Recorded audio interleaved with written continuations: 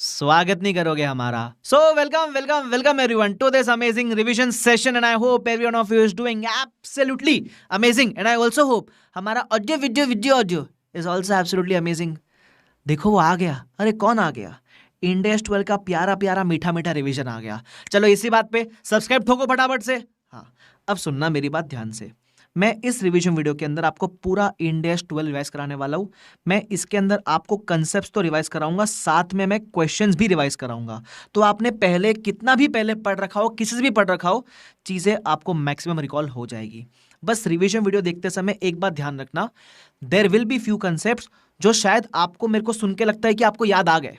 Very good, कोई दिक्कत नहीं है। बट जो कंसेप्ट वीडियो देखने के बाद लगता है कि ये मुझे रिकॉल ही नहीं हुआ, उसको स्टार मार्क कर लेना, ताकि रिवीजन वीडियो खत्म होते ही आप क्या करोगे, उस कंसेप्ट को एक बार फटाफट से ओवरव्यू गो थ्रू कर लोगे। उसके बाद जब बारी क्वेश्चंस की आती है, तो भले ही मैं इस रिवीजन वीडियो में क्वेश्चंस भी रिवाइज कराऊंगा, बट इसका यह मतलब नहीं है कि आप लिख के प्रैक्टिस ना करो। यहां मैं क्वेश्चंस को रिवाइज कराऊंगा, तो जो मैं क्वेश्चंस बताऊं एटलीस्ट उतने क्वेश्चंस ढंग से लिख के प्रैक्टिस कर लेना। Writing practice is going to be the key in this. तो रिवीजन वीडियो देखना। रिवीजन वीडियो देखने के बाद पूरा आपको सेल्फ पढ़ने का जरूरत नहीं है, सिर्फ जो कंसेप्ट आपको रिकॉल नहीं हुए वो रिफर कर लेना और फटाक से जाके क्वेश्चन सारे के सारे सॉल्व कर लेना। ठीक है? इसके अलावा मैं इस रिवीजन वीडियो में बोर्ड नोट्स रिफर करने वाला हूं, मेरे इंडेस 12 के इनकम टैक्सेस के। मतलब जहां मैंने सोल्यूशन वगैरह क्वेश्चन के लिखा रखे वो बोर्ड नोट्स दूंगा, तो वो बोर्ड नोट्स मैं टेलीग्राम चैनल पर अपलोड कर दूंगा, आप जाके मस्त डाउनलोड उसको करके एंजॉय कर लेना। ठीक है? उसके अलावा मैं बता दूं, ये जो रिवीजन वीडियोस है, मैं इसकी आपके लिए प्लेलिस्ट बना के रख रहा हूं। जैसे अगर आप मेरे चैनल पे जाओगे सी आकाश कंदोई, तो आप जाना प्लेलिस्ट वाले सेक्शन में। ठीक है? प्लेलिस्ट सेक्शन में आपका जो भी रेलिवेंट अटेम्प्ट है उसकी प्लेलिस्ट बनी होगी। जैसे अभी चल रहा है मई नवंबर 24 एंड ऑनवर्ड्स, बराबर।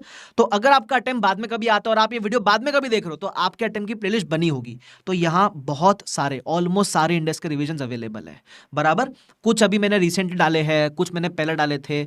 जहां कोई भी इंडेक्स के रिवीजन में चेंज आता है, मैं नया वीडियो अपलोड करूंगा। मतलब अगर किसी रिवीजन का कोई नया वीडियो अपलोडेड नहीं है, मतलब आप वही जो इसमें है वो रिफर कर सकते हो बिंदास।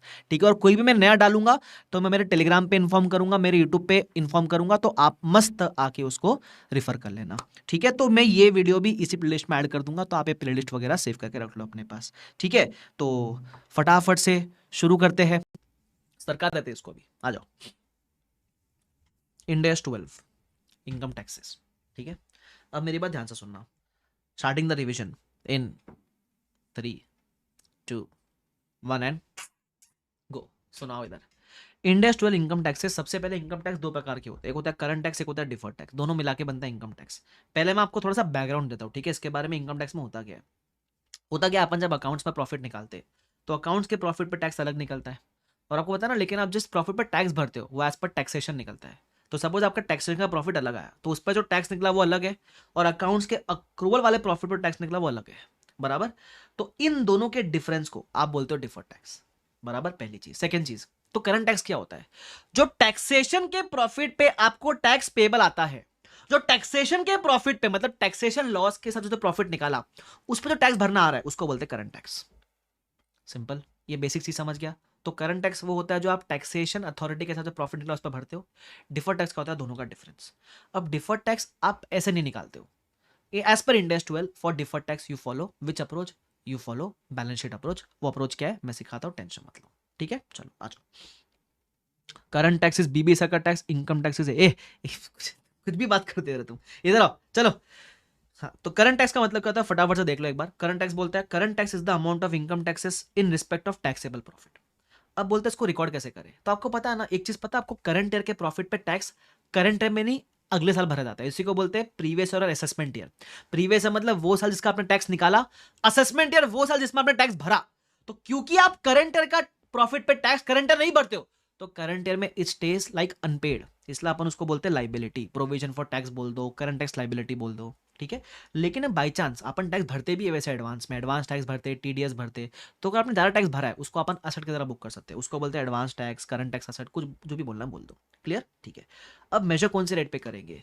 जो करंट के प्रॉफिट पे करंट का रेट अवेलेबल है उस पे मेजर करना। फॉर एग्जांपल आपका करंट ईयर है 11-12, टैक्स रेट एप्लीकेबल है 30%। अब करंट ईयर में मोदी जी आए, मोदी जी ने बोला कि रेट बढ़ा देंगे अगले साल से, ठीक है, तो रेट बढ़ेगी, अगले साल से बढ़ेगी ना, ये साल तो नहीं बढ़ रही है ना, तो ये साल के प्रॉफिट पर जो रेट एप्लीकेबल है वो रिड्यूस करना, 30% यूज करेंगे, सिंपल। उसके अलावा ये करंट टैक्स के दो इफेक्ट होते हैं। सपोज आपने अगर पे नहीं किया है तो एक तो गया लाइबिलिटी में, और एक एक्सपेंस बुक करना पड़ता है क्योंकि करंट ईयर का ही टैक्स है वो, तो current tax expense to current tax liability ऐसा होता है। तो ये टैक्स एक्सपेंस कहां जाएगा? तो अगर जिस आइटम पे आपने टैक्स निकाला है वो आइटम पीएनएल का, तो करंट टैक्स एक्सपेंस भी गया पीएनएल में। लेकिन जिस आइटम पे आपने टैक्स एक्सपेंस निकाला अगर वो आइटम ओसीआई का, तो करंट टैक्स भी गया ओसीआई में, सिंपल, क्लियर। उसके अलावा क्या आप current tax asset and current tax liability को ऑफसेट कर सकते हो? हाँ कर सकते हैं, उसकी कंडीशन दी हुई है, पढ़ लेना, सिंपल है। फिर आएगा डिफर्ड टैक्स। डिफर्ड टैक्स के लिए इंड एस में we use balance sheet approach. ध्यान रखना इस इंड एस का आपको एएस वर्सेस इंड एस का डिफरेंस भी applicable exam point of view से। तो एएस में we use to follow PNL approach, ये याद रखना, बराबर, और इंड एस में भी फॉलो बैलेंस शीट अप्रोच, ये बेसिक डिफरेंस याद रखना, ठीक है। चलो अब बैलेंस शीट अप्रोच कैसे फॉलो करते हैं मैं सिखाता हूं आपको फटाफट से एक एग्जांपल लेकर, इधर आओ। सपोज मेरे पास एक पीपी था, ठीक है, तो आपको पता ना अकाउंट्स में लाइफ अलग होती है, टैक्सेशन में लाइफ अलग होती है। तो सपोज एक पीपी था 10 सीआर का, लाइफ अकाउंट्स में थी 4 इयर्स, टैक्स में थी 5 इयर्स। अब डे वन पे तो आपने दोनों बुक्स में 10 सीआर पे रिकॉर्ड किया रहेगा। जो वैल्यू पे आप अकाउंट्स में रिकॉर्ड करते हो उसको बोलते हैं कैरिंग अमाउंट, जो वैल्यू में आप टैक्स में रिकॉर्ड करते हो उसको बोलते हो टैक्स बेस, ठीक है। तो डे वन पे कोई डिफरेंस आएगा ही नहीं, डिफरेंस आएगा तो ईयर एंड पे आएगा। अब अकाउंट्स में लाइफ 4 इयर्स है तो you will depreciate as per 4 years, तो 10 इंटू 1/4 करोगे तो आएगा डिप्रिशिएशन 2.5 और आपकी वैल्यू बचेगी 7.5 की। टैक्स में लाइफ 5 इयर्स है तो डिप्रिशिएशन आएगा 2 का और वैल्यू बचेगी 8 की। अब जब आपकी कैरिंग अमाउंट और टैक्स बेस अलग हो गई तो डिफर्ड टैक्स निकल जाएगा, ठीक है। अब डिफर्ड टैक्स कैसे निकालेंगे उसका एक हिंट है। हिंट क्या था, याद है किसी को? हिंट याद है किसी को? याद है sir. Always try to bring carrying amount towards tax base, always try to bring carrying amount towards tax base, ये हिंट है। इसका मतलब क्या है? फॉर एग्जांपल इस केस में मेरी कैरिंग अमाउंट कितनी है, मेरी रिमोट वाला हाथ कैरिंग अमाउंट है, कैरिंग अमाउंट 7.5 है, टैक्स बेस ऊपर है। हिंट क्या बोला? Always try to bring carrying amount towards tax base, बराबर कैरिंग अमाउंट इंक्रीज करना पड़ेगा मुझे। ये मेरा कैरिंग अमाउंट है ना, व्हाइट वाला रिमोट, कैरिंग अमाउंट इंक्रीज करना पड़ेगा और मुझे असेट का कैरिंग अमाउंट इंक्रीज करना पड़ेगा। तो मुझे क्योंकि पीपी असेट है ना, तो असेट का कैरिंग अमाउंट इंक्रीज करने के लिए मुझे और असेट क्रिएट करना पड़ेगा, तो इस केस में आएगा डीटीए, सिंपल। तो आप 7.5 और 8 डिफरेंस आया 0.5 का, इस पे टैक्स रेट लगाओ 30% का, आपको डिफर्ड टैक्स मिल जाएगा, इस केस में डीटीए है। क्लियर है वाला पार्ट क्या? यस। चलो एक बात ध्यान रखना, जब डीटीए होता है तो उसके डिफरेंस को हम क्या बोलते हैं? डिडक्टेबल टेम्पररी डिफरेंस, और जब डीटीएल होता है उसके डिफरेंस को बोलते हैं टैक्सेबल टेम्पररी डिफरेंस, ठीक है, ध्यान रखना। डीटीए का मतलब क्या होता है? फ्यूचर में आप कम टैक्स भरोगे, इसलिए डिडक्टेबल टेम्पररी डिफरेंस। चलेगा एग्जांपल लेता, ध्यान दो इधर। जैसे लैंड है, लैंड एग्जांपल नंबर 3 देखना इधर ना। लैंड 100 सीआर में मैंने परचेस किया है। अब अकाउंट्स में you are following reval model, tax में तो आप कोई मॉडल कॉस्ट पे रखते हो, टैक्स में अलाउड ही नहीं है। अब लैंड डेप्रिशिएट तो होती नहीं है लेकिन रिवैल्यूएशन पे तो रख सकते हो, तो अकाउंट्स में आपने रिवैल्यू किया तो 150 पे लाए, टैक्स में रहेगा आपके बुक वैल्यू पे 100 पे, तो again carrying amount is higher, tax basis lower. यहां मुझे कैरिंग अमाउंट रिड्यूस करना है, मुझे असेट का कैरिंग अमाउंट रिड्यूस करना है, तो मुझे अगर असेट का कैरिंग अमाउंट रिड्यूस करना है तो मुझे लायबिलिटी क्रिएट करना पड़ेगा, तो इस केस में आएगा डीटीएल, बराबर, और डीटीएल के डिफरेंस को अपन क्या बोलते हैं? Taxable temporary difference. बट यहां एक फर्क आएगा। अच्छा, डिफर्ड टैक्स की एंट्री क्या मारते हो? जैसे डीटीए था तो डीटीए की आपने एंट्री क्या मारी होगी? डीटीए सेकेंड डिफेक्ट जाएगा पीएनएल में, बराबर बोलोगे डिफर्ड टैक्स जो भी है। यहां भी, यहां डीटीएल है तो आप बोलोगे 2 डीटीएल, सेकेंड डिफेक्ट कहां जाएगा आपका? अब क्योंकि ये डिफरेंस आया है रीवैल्यूएशन की वजह से, मुझे बताओ रीवैल्यूएशन गेन कहां गया होगा? ओसीआई में गया होगा, तो डिफर्ड टैक्स का सेकेंड डिफेक्ट भी पीएनएल में नहीं ओसीआई में जाएगा, बराबर। जैसे पीपी के केस में, जैसे ऊपर वाला एग्जांपल था पीपी का, उसमें डिफरेंस था because of depreciation, depreciation PNL का आइटम है तो डिफर्ड टैक्स भी गया पीएनएल के अंदर। यहां difference was because of revaluation, revaluation OCI का आइटम है तो डिफरेंस भी गया, मतलब डिफर्ड टैक्स भी गया ओसीआई में, सिंपल। क्लियर वाला पार्ट। ऐसे मैंने बहुत सारे एग्जांपल्स दे रखे हैं आपके लिए, ठीक है, तो आप एक बार उसको रेफर कर सकते हो। मैं भी सारे एग्जाम्पल में घुस नहीं रहा हूं, लेकिन जो जो काम के बता रहा हूं आपको मैं, उसके अलावा एक तो ऐसे भी केस आते हैं जहां differences other than temporary. For example कोई एग्रीकल्चर इनकम है, पता ना एग्रीकल्चर इनकम टैक्स में तो जिंदगी भर के लिए एग्जाम्प्ट है। फाइन्स एंड पेनल्टीज आपको पता है ना, टैक्सेशन में वो हमेशा के लिए डिसअलाउड है। तो अगर ऐसे आइटम्स पे कभी डिफरेंस आ जाए जो टैक्स में या तो पूरी तरीके से एग्जाम्प्ट है या हमेशा के लिए डिसअलाउड है, तो डिफरेंस आ भी जाए तो भी उस डिफरेंस को हम बोलते हैं अदर देन टेम्पररी डिफरेंस, मतलब ऐसे डिफरेंस पे आपको कोई डिफर्ड टैक्स क्रिएट नहीं करना है, बराबर, तो इस पर आप डिफर्ड टैक्स क्रिएट नहीं करोगे। क्लियर है वाला पार्ट। अच्छा, एक और चीज, अब सुनना मेरी बात, एग्जांपल ले लो। सपोज फाइन्स एंड पेनल्टीज है, carrying amount I 100, tax base आया 0, तो हम ये डिफरेंस पे डिफर टैक्स क्रिएट करेंगे? नहीं करेंगे। हम क्या कंक्लूड कर देंगे? हम कंक्लूड कर देंगे normally carrying amount is equal to tax base, भले वो सेम नहीं है बट हम ये कंक्लूड कर देते हैं और फिर बोलते हैं डिफर टैक्स नहीं क्रिएट होएगा। लेकिन अब जितने भी एमसीक्यू आते हैं, मैंने एमसीक्यू में क्या ऑब्जर्व किया है, हम क्या बोलेंगे? डिफरेंस अदर देन टेम्पररी है तो carrying amount is equal to tax base. MCQ answer करते वक्त ये कंक्लूजन को मत कंसिडर करना। एमसीक्यू आंसर करते वक्त वो अगर आपसे पूछे इस केस में टैक्स बेस क्या है, तो don't say carrying amount is equal to tax base, नहीं ये मत बोलना। एमसीक्यू में आया टैक्स बेस क्या है तो बोलना 0 है, बराबर। एमसीक्यू में टैक्स बेस क्या है तो बोलना 0 है, ये ध्यान रखना। क्लियर है वाला पार्ट? मिस्टेक हो सकती है इसलिए बता रहा हूं, सेम इधर। चलो, डीटीए का मतलब होता है फ्यूचर में टैक्स कम भरोगे इसलिए डिडक्टेबल टेम्परेरी डिफरेंस। डिटेल का मतलब क्या होता है? फ्यूचर में टैक्स ज्यादा भरोगे तो taxable temporary difference. Clear? Yes. तुमको मजा आ रहा है क्या? मतलब मैं ऐसे कंसेप्ट के अंदर एमसीक्यू वगैरह का ज्ञान भी दे रहा हूं आपको, फाइन ना? मतलब समझ रहा है ना, जा रहा है ना भेजे में? आगे बढ़ते सर। चलो ठीक है, तो ये मैंने आपको डिफर टैक्स का ज्ञान दिया, ठीक है। अब डिफर टैक्स में ना टैक्स बेस वगैरह निकालने का फॉर्मूला दिया, वो आपको रेफर करने का जरूरत नहीं है। तो डिफर टैक्स निकालने के लिए बैलेंस शीट अप्रोच में कितना अमाउंट चाहिए? 2 amount, carrying amount, tax base. वो दोनों के डिफरेंस पे आप निकालते हैं डिफर टैक्स, सिंपल सी बात। क्लियर है वाला पार्ट? क्या क्लियर है सर? अब है ना, इसमें कंसेप्ट है, बढ़िया कंसेप्ट है, ध्यान से देखना क्या कंसेप्ट बोलता है। वो बोलता है assess reassess deductible temporary difference, tax losses and unused credits. शांति से सुनना क्या बोलता है। Assess reassess deductible temporary difference. पहले मुझे ये बताओ, डिडक्टेबल टेम्परेरी डिफरेंस पे क्या क्रिएट होता है? जल्दी से मेरे को पहले ये बताओ, डिडक्टेबल टेम्परेरी डिफरेंस पे क्या क्रिएट होता है? Very good answer, deductible temporary difference पे डीटीए क्रिएट होता है, ठीक है सर। टैक्स लॉस पे क्या क्रिएट करता है? टैक्स लॉस मतलब फ्यूचर में आपको इस लॉस का अगर कैरी फॉरवर्ड मिला है तो फ्यूचर में इस लॉस का आपको बेनिफिट मिलेगा, उतना टैक्स कम भरना पड़ेगा। तो टैक्स कम भरना पड़ेगा तो इस पे भी आप डीटीए क्रिएट करते हो, बराबर। तो अगर डिडक्टेबल टेम्परेरी डिफरेंस पे उस पे डीटीए का अमाउंट कैसे निकलेगा? अपन बोलते हैं डिफरेंस का amount 100 into tax rate. Sir tax loss है 100 रुपए का, इस पे डीटीए कितना रहेगा? इंटू 30% करके अपन बोलेंगे डीटीए इज 30, यहां भी डीटीए इज 30। अब होता है कभी कभी मैट क्रेडिट, मैट में भी आपको बेनिफिट मिलता है फ्यूचर में। तो मैट क्रेडिट का अगर अमाउंट दिया हुआ है सपोज 50 रुपीज, तो इस केस में डीटीए कितना होगा? मैट के ऊपर भी आप डीटीए बनाओगे, बट यहां इंटू 30% करूं क्या मैं? नहीं, यहां गंगाधरी शक्तिमान है, यहां मैट का अमाउंट ही डीटीए का अमाउंट है। चलो समझ गया, समझ गया सर ठीक है आगे बढ़ो। अब वो क्या बोलता है? असेस करने बोलता है। वो बोलता है जिस जिस आइटम पे डीटीए क्रिएट होता है चेक करना उसको यूज कर पाओगे कि नहीं कर पाओगे। अगर डीटीए को फ्यूचर में यूज कर पाओगे तो ही आज क्रिएट करना, कंजर्वेटिज्म, असेट का बेनिफिट मिलेगा तो ही आज क्रिएट करने का। अब मुझे कैसे मालूम मिलेगा कि नहीं मिलेगा? इसके लिए कुछ कंडीशंस यहां फटाफट से देख लो मेरे साथ में। वो बोलता है जब डीटीए क्रिएट करोगे आज तो फ्यूचर में कभी ना कभी रिवर्स होगा ना, तो जब रिवर्सल होगा उस साल 3 में से कोई एक चीज होनी चाहिए। जिस साल डीटीए क्रिएट कर रहे हो उस साल नहीं, जब ये डीटीए क्रिएट करने के बाद रिवर्सल होगा जिस साल, उस साल 3 में से एक चीज होनी चाहिए, एक्सपेक्टेड ऑफ कोर्स, आज तो एक्सपेक्ट ही कर सकते हैं। तो जिस साल डीटीए का रिवर्सल है चेक करो उस साल कोई डीटीएल का रिवर्सल है क्या? अगर है तो आप डीटीए क्रिएट कर सकते हो। सेकंड, जिस साल डीटीए का रिवर्सल है उस साल कोई फ्यूचर में प्रॉफिट एक्सपेक्टेड है क्या? है तो आज डीटीए क्रिएट कर सकते हो। तीसरा, जिस साल डीटीए का रिवर्सल है उस साल क्या आप टैक्स प्लानिंग करके कोई प्रॉफिट जनरेट कर सकते हो क्या? क्या आप टैक्स प्लानिंग करके कोई प्रॉफिट जनरेट कर सकते हो क्या? बिकॉज देखो प्रॉफिट होगा तो ही आप डीटीए यूज कर पाओगे, बिकॉज प्रॉफिट होगा तो प्रॉफिट पे आएगा टैक्स, टैक्स होगा तो आप डीटीए यूज करके बोलोगे आज मैं टैक्स कम भरूंगा करके, क्योंकि डीटीए का मतलब होता है फ्यूचर में लेस टैक्स, ऐसा। तो जिस साल डीटीए का रिवर्सल एक्सपेक्टेड है उस साल इन 3 में से कोई एक आइटम एक्सपेक्टेड होना चाहिए, है तो आप डीटीए क्रिएट कर सकते हो। अब एग्जाम्पल बनता है एक, तो इलस्ट्रेशन नंबर 15 है, यही देख लो फटाफट से क्या बोलता है।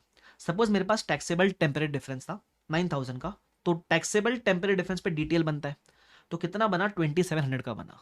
ये आज क्रिएट हो रहा है, ठीक है। अब क्वेश्चन में बोला गया कि एक्सपेक्टेड है कि ये 3 साल में रिवर्स होगा, तो जो 2700 आप डिटेल क्रिएट कर रहे हो वो 900 900 करके रिवर्स होंगे। डिटेल क्रिएशन पे कोई क्वेश्चन मार्क नहीं, हमेशा क्रिएट कर देना। अब डीटीए भी आता है, डिडक्टेबल टेम्परेरी डिफरेंस, तो डीटीए आया 1200 का। डीटीए आज क्रिएट करे कि नहीं करे ये सवाल है, तो सबसे पहले ये जानना पड़ेगा ये क्रिएट कर भी दोगे तो रिवर्सल कब एक्सपेक्टेड है? तो इसका रिवर्सल 4 साल में एक्सपेक्टेड है, बराबर 300 300 300 300 करके। तो जिस साल डीटीए का रिवर्सल एक्सपेक्टेड है उस साल देखो क्या डीटीएल रिवर्सल है क्या, क्या टैक्स प्लानिंग करके कोई प्रॉफिट है क्या, या कोई फ्यूचर प्रॉफिट एक्सपेक्टेड है क्या, बराबर। अब इस क्वेश्चन में मान लो कि there is no future profit expected and neither there is no tax planning opportunity, तो बचता है डीटीएल रिवर्सल, बराबर। तो आप देखो ये जब डीटीए 300 का रिवर्स हो रहा है उस साल क्या इनफ डीटीएल रिवर्सल है क्या? है तो ये क्रिएट कर सकते हो। ये जो डीटीए रिवर्स होगा 300 का, उस साल इनफ डिटेल रिवर्सल है क्या है, ये कैन क्रिएट दिस। ये थर्ड ईयर में भी सेम है, लेकिन फोर्थ ईयर के डीटीए के रिवर्सल के समय कुछ भी नहीं है, तो ये डीटीए आप क्रिएट ही नहीं कर सकते, बिकॉज इसके रिवर्सल पे आप यूज ही नहीं कर पाओगे। तो out of 1200 only this much DTA you can, that is you will create only 900 DTA. Balance आप डिस्क्लोज कर सकते हो, आप क्रिएट नहीं कर सकते। ऑफकोर्स आप हर साल एसेस करोगे ये चीज जो भी है, बट ध्यान रखना। आई होप आपको अभी कंसेप्ट समझ आ गया। उसको बोलते हैं असेस रीअसेस डीटीएस। ठीक है, तो डीटीए पहले किस पे बनता है वो बताया, कब रिकॉर्ड कर सकते हो वो बताया। सिंपल सा बात है और कुछ नहीं, ये तो नहीं ध्यान रखना है आपको, और कुछ नहीं ध्यान रखना है। ठीक है, और मैट के ऊपर जितना मैट है वही डीटीए है। क्लियर? अब आएगा अगला point, determine tax rates for deferred tax. वो बोलता है जब आप डिफर्ड टैक्स क्रिएट करोगे तो एग्जाम में तो टैक्स रेट दिया हुआ रहेगा, कभी कभी 2-3 रेट दिया तो क्या करने का उस केस में, उसको बोलते हैं determine tax rate for deferred tax. जैसे करंट टैक्स में क्या होता है, अपन करंट ईयर का जो रेट एप्लीकेबल है वो यूज करते हैं। डिफर्ड टैक्स में ऐसा नहीं है। डिफर्ड टैक्स में डीटीए का मतलब क्या है, फ्यूचर में लेस टैक्स। डीटीएल का मतलब क्या है, फ्यूचर में मोर टैक्स। तो डिफर्ड टैक्स के लिए आप फ्यूचर का रेट यूज करोगे, बट फ्यूचर का रेट कब यूज करोगे, when it is available in the current year. For example आपका करंट ईयर है 11-12, रेट एप्लीकेबल है 30%। अब करंट ईयर के 14 फेब 2012 को करंट ईयर में मोदी जी आए और पक बोल दिया अगले साल से 35%। ये मोदी जी ने अभी बोल दिया ये साल में। तो अगर आपको ये साल पता है कि फ्यूचर में रेट इंक्रीज होने वाली है, तो आप डिफर्ड टैक्स 30 नहीं, करंट ईयर में 35% पे क्रिएट करोगे। तुम समझ रहे हो? ठीक है, चलो। मतलब फ्यूचर के रेट कब यूज करोगे, when it has been enacted or substantially enacted by the end of reporting period. Okay, चलो। उसके अलावा 1-2 पॉइंट और है, इसमें टोटल 4 बुलेट पॉइंट है। ठीक है, एक फर्स्ट वाला डिस्कस किया मैंने आपके साथ, सेकंड थर्ड फोर्थ अभी डिस्कस करता हूं एग्जांपल के थ्रू। इधर आओ, मेरे को एग्जांपल दिखाना पड़ेगा, फटाफट से आ जाओ मेरे साथ में। एक सेकेंड, एग्जांपल ये रहा, सुनना। सबसे पहले फ्यूचर का रिड्यूस करना, आपको मैंने बताया अगर करंट ईयर में अवेलेबल है तो। ठीक है, उसके अलावा सेकंड, अच्छा डिफर्ड टैक्स बनता है फ्यूचर के रेट पे, लेकिन मैंने ये भी आपको बताया ना करंट टैक्स तो करंट के रेट पे बनता है, ये भी ध्यान रखना। सेकंड, अगर सपोज पीपीई है, कोई ऐसा पीपीई है जो नॉन डिप्रिशिएबल है, मतलब लैंड है आपके पास, तो लैंड पे डिफरेंस अराइज हुआ। अभी सपोज आपके मार्केट में 2 रेट अवेलेबल है, एक नॉर्मल टैक्स रेट और एक कैपिटल गेन का रेट। अब मुझे बताओ जो लैंड पे डिफरेंस आता है, ये डेप्रिसिएशन के थ्रू तो रिवर्स हो सकता है नहीं, ये रिवर्स कब होगा, जब आप लैंड को बेचोगे। एक ही तरीके से रिवर्सल पॉसिबल है। तो बेचने पे लैंड पे क्या लगता है, नॉर्मल टैक्स रेट लगता है कि कैपिटल गेन लगता है? लैंड पे तो आपको कैपिटल गेन लगता है। तो क्योंकि बेचने पे रिवर्सल पॉसिबल है, तो लैंड के लिए अगर आपको 2 रेट दिया तो आप कैपिटल गेन वाली रेट यूज करना to create the deferred tax. ध्यान रखना, अगर एग्जाम में एक ही रेट दिया हुआ है तो ज्ञान मत देकर आना उसको कि I am studying DT also in DT the long term is they. Exam में तुम्हारे क्वेश्चन में 2 रेट अवेलेबल है तो ये ज्ञान, एक ही है तो एक ही लेना। हाँ ठीक है, ये था for a non depreciable asset. ठीक है, सेकंड, अगर ये पीपी डेप्रिशिएबल होता तो फिर अपन डिफर्ड टैक्स कौन से रेट पे क्रिएट करते? तो नॉर्मली कुछ नहीं बोला है तो नॉर्मल टैक्स रेट यूज करना, लेकिन इस केस में इंटेंशन पे डिपेंड करता है। अगर कंपनी का इंटेंशन है कंपनी उसको यूज करने वाली है, कंपनी का इंटेंशन है क्या, कंपनी को यूज करने का इंटेंशन है, तो उस केस में 30% पे डिफर्ड टैक्स क्रिएट करोगे। लेकिन अगर ये डेप्रिशिएबल पीपी को बेचने का इंटेंशन है तो उस केस में डिफर्ड टैक्स आप कैपिटल गेन की रेट 20% पे क्रिएट करोगे। ठीक है, उसके अलावा ये तीसरा पॉइंट था। चौथा पॉइंट फॉर टैक्स रेट्स, कभी कभी क्या होता है, किसी जुरिडिक्शन में ऐसा बोलता है कि अगर आपने प्रॉफिट बांटा, सपोज प्रॉफिट कमा के नहीं, सपोज प्रॉफिट कमाओ नहीं बांटा, अनडिस्ट्रीब्यूटेड रखा, तो रेट 40% लगेगी आपको।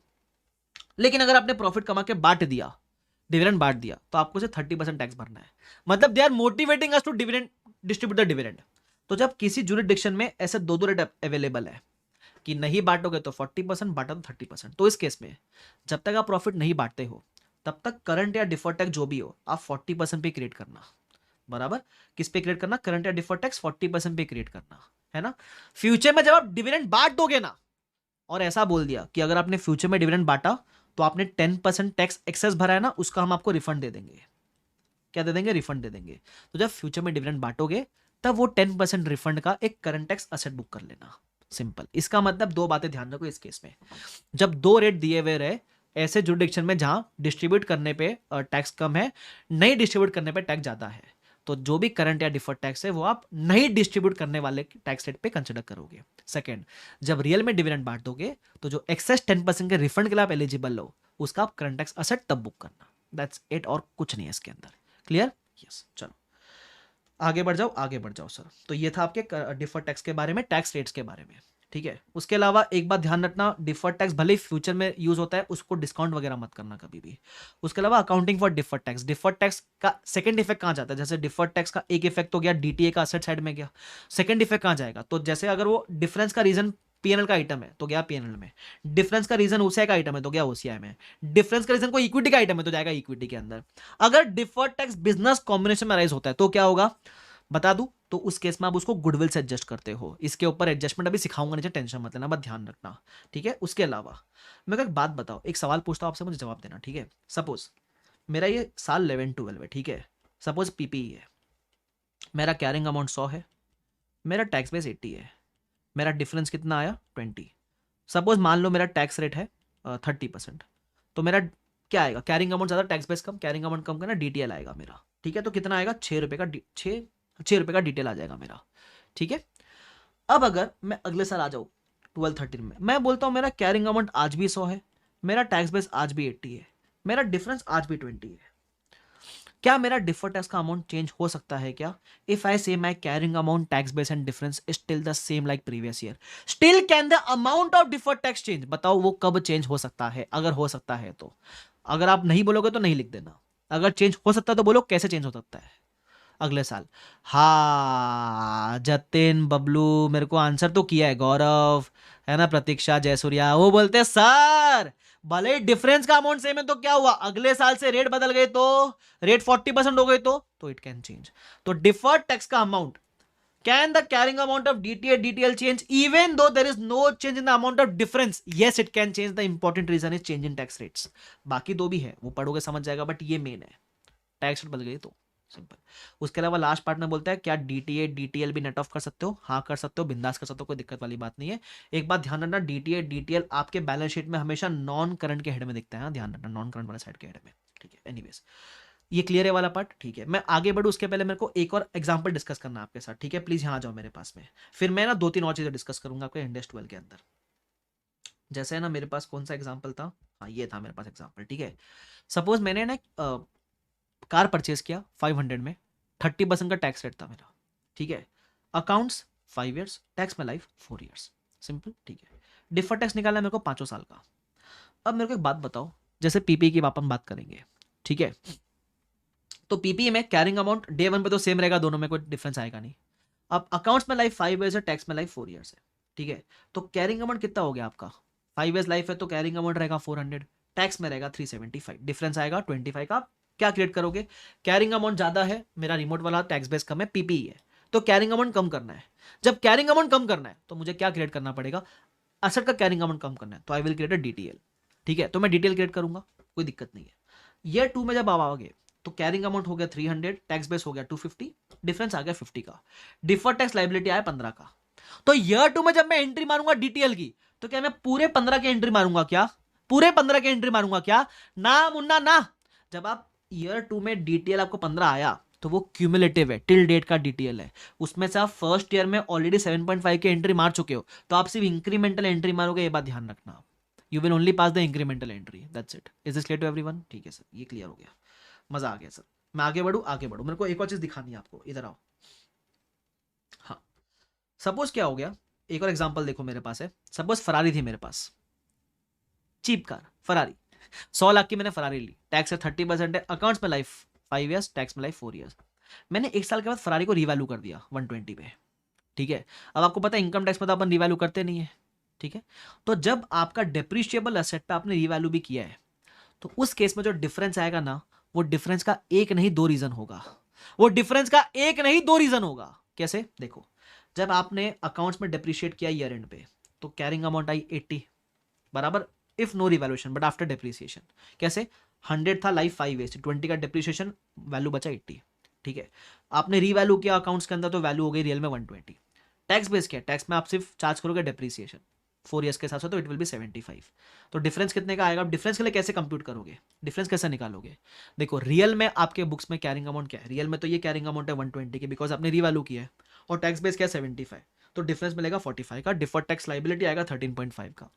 बट ये 13.5 का जब लाइबिलिटी आप क्रिएट करोगे, तो एक इफेक्ट तो क्या, लाइबिलिटी साइड में बैलेंस शीट में। सेकंड इफेक्ट कहाँ जाएगा? पीएनएल की ओसीआई, क्योंकि यहाँ डेप्रिसिएशन का डिफरेंस भी है और रिवैल का डिफरेंस भी है, तो इस केस में बाइफिकेट करना पड़ेगा। जितना डिफरेंस आउट ऑफ 45, थोड़ा difference is because of depreciation, थोड़ा difference is because of revaluation. जितना difference is because of depreciation आपका वो जाएगा पीएनएल के अंदर, एंड जितना difference is because of revaluation आपका वो जाएगा ओसीआई के अंदर। अब हमका कैसे मालूम पड़ेगा कितना difference is because of revaluation and कितना इज बिकॉज ऑफ डिप्रिसिएशन? तो उसके लिए आपको थोड़ा कैलकुलेशन करना पड़ेगा। सिंपल है, सुनो पहले समझने का ट्राई करो। एक क्वेश्चन और है, वो कराऊंगा तो आपको हो जाएगा आराम से। 45 का डिफरेंस था, अगर आपको देखना है डिप्रिसिएशन का डिफरेंस कितना है तो कैसे देखोगे? भूल जाओ कोई रिवैल्यूएशन हुआ है, भूल जाओ, भुला दो उसकी यादों को, भूल जाओ कोई रिवैल्यूएशन हुआ है। आप सिर्फ ए और सी वाला अमाउंट कंपेयर करोगे, carrying amount if no revaluation and tax base, इससे आपको मिलेगा डिफरेंस बिकॉज ऑफ डिप्रिसिएशन। ठीक है, तो carrying amount 80, tax base 75। Carrying amount को कम करना है, असट के कैरिंग अमाउंट को कम करना है तो लायबिलिटी क्रिएट करोगे, सिंपल। ठीक है, उसके बाद अगर अब आपको निकालना है बिकॉज ऑफ रिवैल डिफरेंस कितना है, तो टैक्स बेस भूल जाओ, सिर्फ ये कंपेयर करो। Carrying amount if no revaluation, carrying amount after revaluation कितना है, तो carrying amount after revaluation 120, carrying amount before revaluation 80, 40, इस पर डिफर टैक्स आएगा 12 का, इतना जाएगा आपको ओसीआई में। अब इसमें डीटीए की डिटेल कैसे मालूम पड़ेगा, है ना? तो आप एक और चीज मान सकते हो ऐसा कि जो कैरिंग अमाउंट आफ्टर रिवैल्यूएशन है वो आपका रियल में कैरिंग अमाउंट है, आपके बुक्स में तो रियल में इस वैल्यू पे है। ये जो carrying amount if no revaluation है वो आपका फेक कैरिंग अमाउंट है, उसको आप टैक्स बेस मान लो ऐसा, मतलब सिर्फ डिटेल निकालने के लिए, हिंट के लिए। तो ये जो आपका कैरिंग अमाउंट आफ्टर रिवैल्यूएशन है ये आपका कैरिंग अमाउंट होगा रियल वाला, ये फेक कैरिंग अमाउंट है, फर्जी carrying amount if no revaluation. तो this carrying amount has to go to the fake carrying amount to tax base. तो ऐसा कैरिंग अमाउंट डिक्रीज करना है एसेट का तो डीटीएल अगेन। ऑफ कोर्स ये मैं रिवाइज करा रहा हूं, तब समझेगा था, पहले किया हुआ रहेगा, ठीक है? पहली बार में नहीं समझेगा ऐसा। एनीवेज तुमको समझाना कैसे निकालोगे, ठीक है? तो आपको निकालना पड़ेगा difference because of depreciation, difference because of revaluation, ऐसा बाइफिकेशन आप करते हो। वापस है, डेप का डिफरेंस कैसे मिलेगा? भूल जाओ कोई रिवैल्यूएशन किया था, ठीक है? और रिवैल का डिफरेंस कैसे मिलेगा? भूल जाओ और टैक्स बेस को, सिर्फ देखो carrying amount of knee revaluation, carrying amount after revaluation, that's it. Clear? Yes sir. चलो आगे बढ़ जाओ, आगे बढ़ जाए, आगे बढ़ जाओ। हाँ, ये भी हो गया अपना। अब इस पे क्वेश्चन भी कराऊंगा बाद में, वो प्रैक्टिकल एप्लीकेशन एंड एक्सेप्शन, ठीक है? अब वो बिजनेस कॉम्बिनेशन की बातें करता है। बिजनेस कॉम्बिनेशन में क्या होता है, देखो सामने वाले के असेट्स सेलिंग कंपनी के बुक्स में उसके बुक वैल्यू पे दिख रहे होते हैं, हम तो फेयर वैल्यू पे टेक ओवर करते हैं। अकाउंट्स में हम किस वैल्यू पे टेक ओवर करते हैं? हम फेयर वैल्यू पे टेक ओवर करते हैं, बराबर। तो अब बिजनेस कॉम्बिनेशन वाले केस में डिफर टैक्स क्यों आएगा? बिकॉज आपने जो भी टेक ओवर किया आपने तो फेयर वैल्यू पे टेक ओवर किया है। यहां देखो, मैं दिखाता हूं आपको किधर दिया मेरे पास, ये रहा, देखो जैसे डिफर्ड टैक्स है, बराबर। ये सेलिंग कंपनी का कैरिंग अमाउंट है, ये फेयर वैल्यू है, हम तो फेयर वैल्यू पे टेक ओवर करेंगे, बराबर। तो ये हमारी कैरिंग अमाउंट बन जाएगी। क्यों? क्योंकि हमने बुक्स में, परचेजिंग कंपनी ने बुक्स में इस वैल्यू पे टेक ओवर किया है, तो परचेजिंग कंपनी के बुक्स में ये बनेगी उसकी कैरिंग अमाउंट। और पुराने वाले कंपनी के जो कैरिंग अमाउंट है that is the old book value that will become the tax base. So the fair value on business combination becomes the carrying amount for Ind AS 12 and the old carrying amount that is the old book value becomes a tax base for Ind AS 12. अब इसके difference पे आप defer tax create करोगे। अब ये जो defer tax आया ये कहाँ से एडजस्ट करना है? ये डिफर टैक्स आप प्रॉफिट एंड लॉस से एडजस्ट नहीं करोगे, आप इसको गुडविल से एडजस्ट करोगे। कहाँ से एडजस्ट करोगे? गुडविल से एडजस्ट करोगे। अब ये गुडविल से एडजस्ट कैसे करें? इसका एक सिंपल ट्रिक है। आपको पता है बिजनेस कॉम्बिनेशन करते हैं उसमें अपन सेलिंग कंपनी के आईने टेक ओवर करते हैं फेयर वैल्यू पे, तो जहां आप आईने टेक ओवर कर रहे हो ना उसमें ये डिफर टैक्स भी टेक ओवर कर लो, तो ऑटोमेटिकली वो गुडविल से एडजस्ट हो जाएगा। फॉर एग्जाम्पल देखो, आपने आईने टेक ओवर किए थे 30 के और मेरे को डीटीएल आया 3 का, तो नेट आईने कितना हो गया? 30 माइनस 27। तो आप आईने में इसको एडजस्ट कर दो डिफर्ड टैक्स को, तो ऑटोमेटिकली वो गुडविल से एडजस्ट हो जाएगा। ध्यान रखना, सिंपल। इसका मतलब अपन यहाँ दो बातें सीखी। सबसे पहला, जो डिफर्ड टैक्स बिजनेस कॉम्बिनेशन में अराइज होगा वो कैसे अराइज होगा? फेयर वैल्यू बनेगी कैरिंग अमाउंट, पुरानी बुक वैल्यू बनेगी टैक्स बेस, ठीक है? अब ये जो डिफरेंस आया ये इस पर डिफर्ड टैक्स बनेगा, डिफर्ड टैक्स जो बनेगा वो जाएगा गुडविल, वो एडजस्ट होना चाहिए गुडविल से। कैसे एडजस्ट होएगा उसको आप अपने आईने का पार्ट बना लो, दैट्स इट, सिंपल। क्लियर है वाला पार्ट? क्या क्लियर है सर? और कुछ नहीं इसके अंदर। उसके अलावा एक और चीज, ये जो गुडविल है, गुडविल का कैरिंग अमाउंट आपका जो बिजनेस कॉम्बिनेशन में गुडविल आया वो कैरिंग अमाउंट है। पुराने कंपनी के बुक्स में गुडविल था ही नहीं, तो उसका टैक्स बेस 0 है। बट गुडविल पे जो भी डिफरेंस है उसको आप हमेशा अदर देन टेम्परेरी मानना, क्योंकि गुडविल पे डिफरेंस रिवर्सल नहीं होता है, ठीक है? It is other than temporary difference. तो गुडविल पे आप कभी भी डिफर टैक्स क्रिएट नहीं करोगे, ठीक है? हो गया।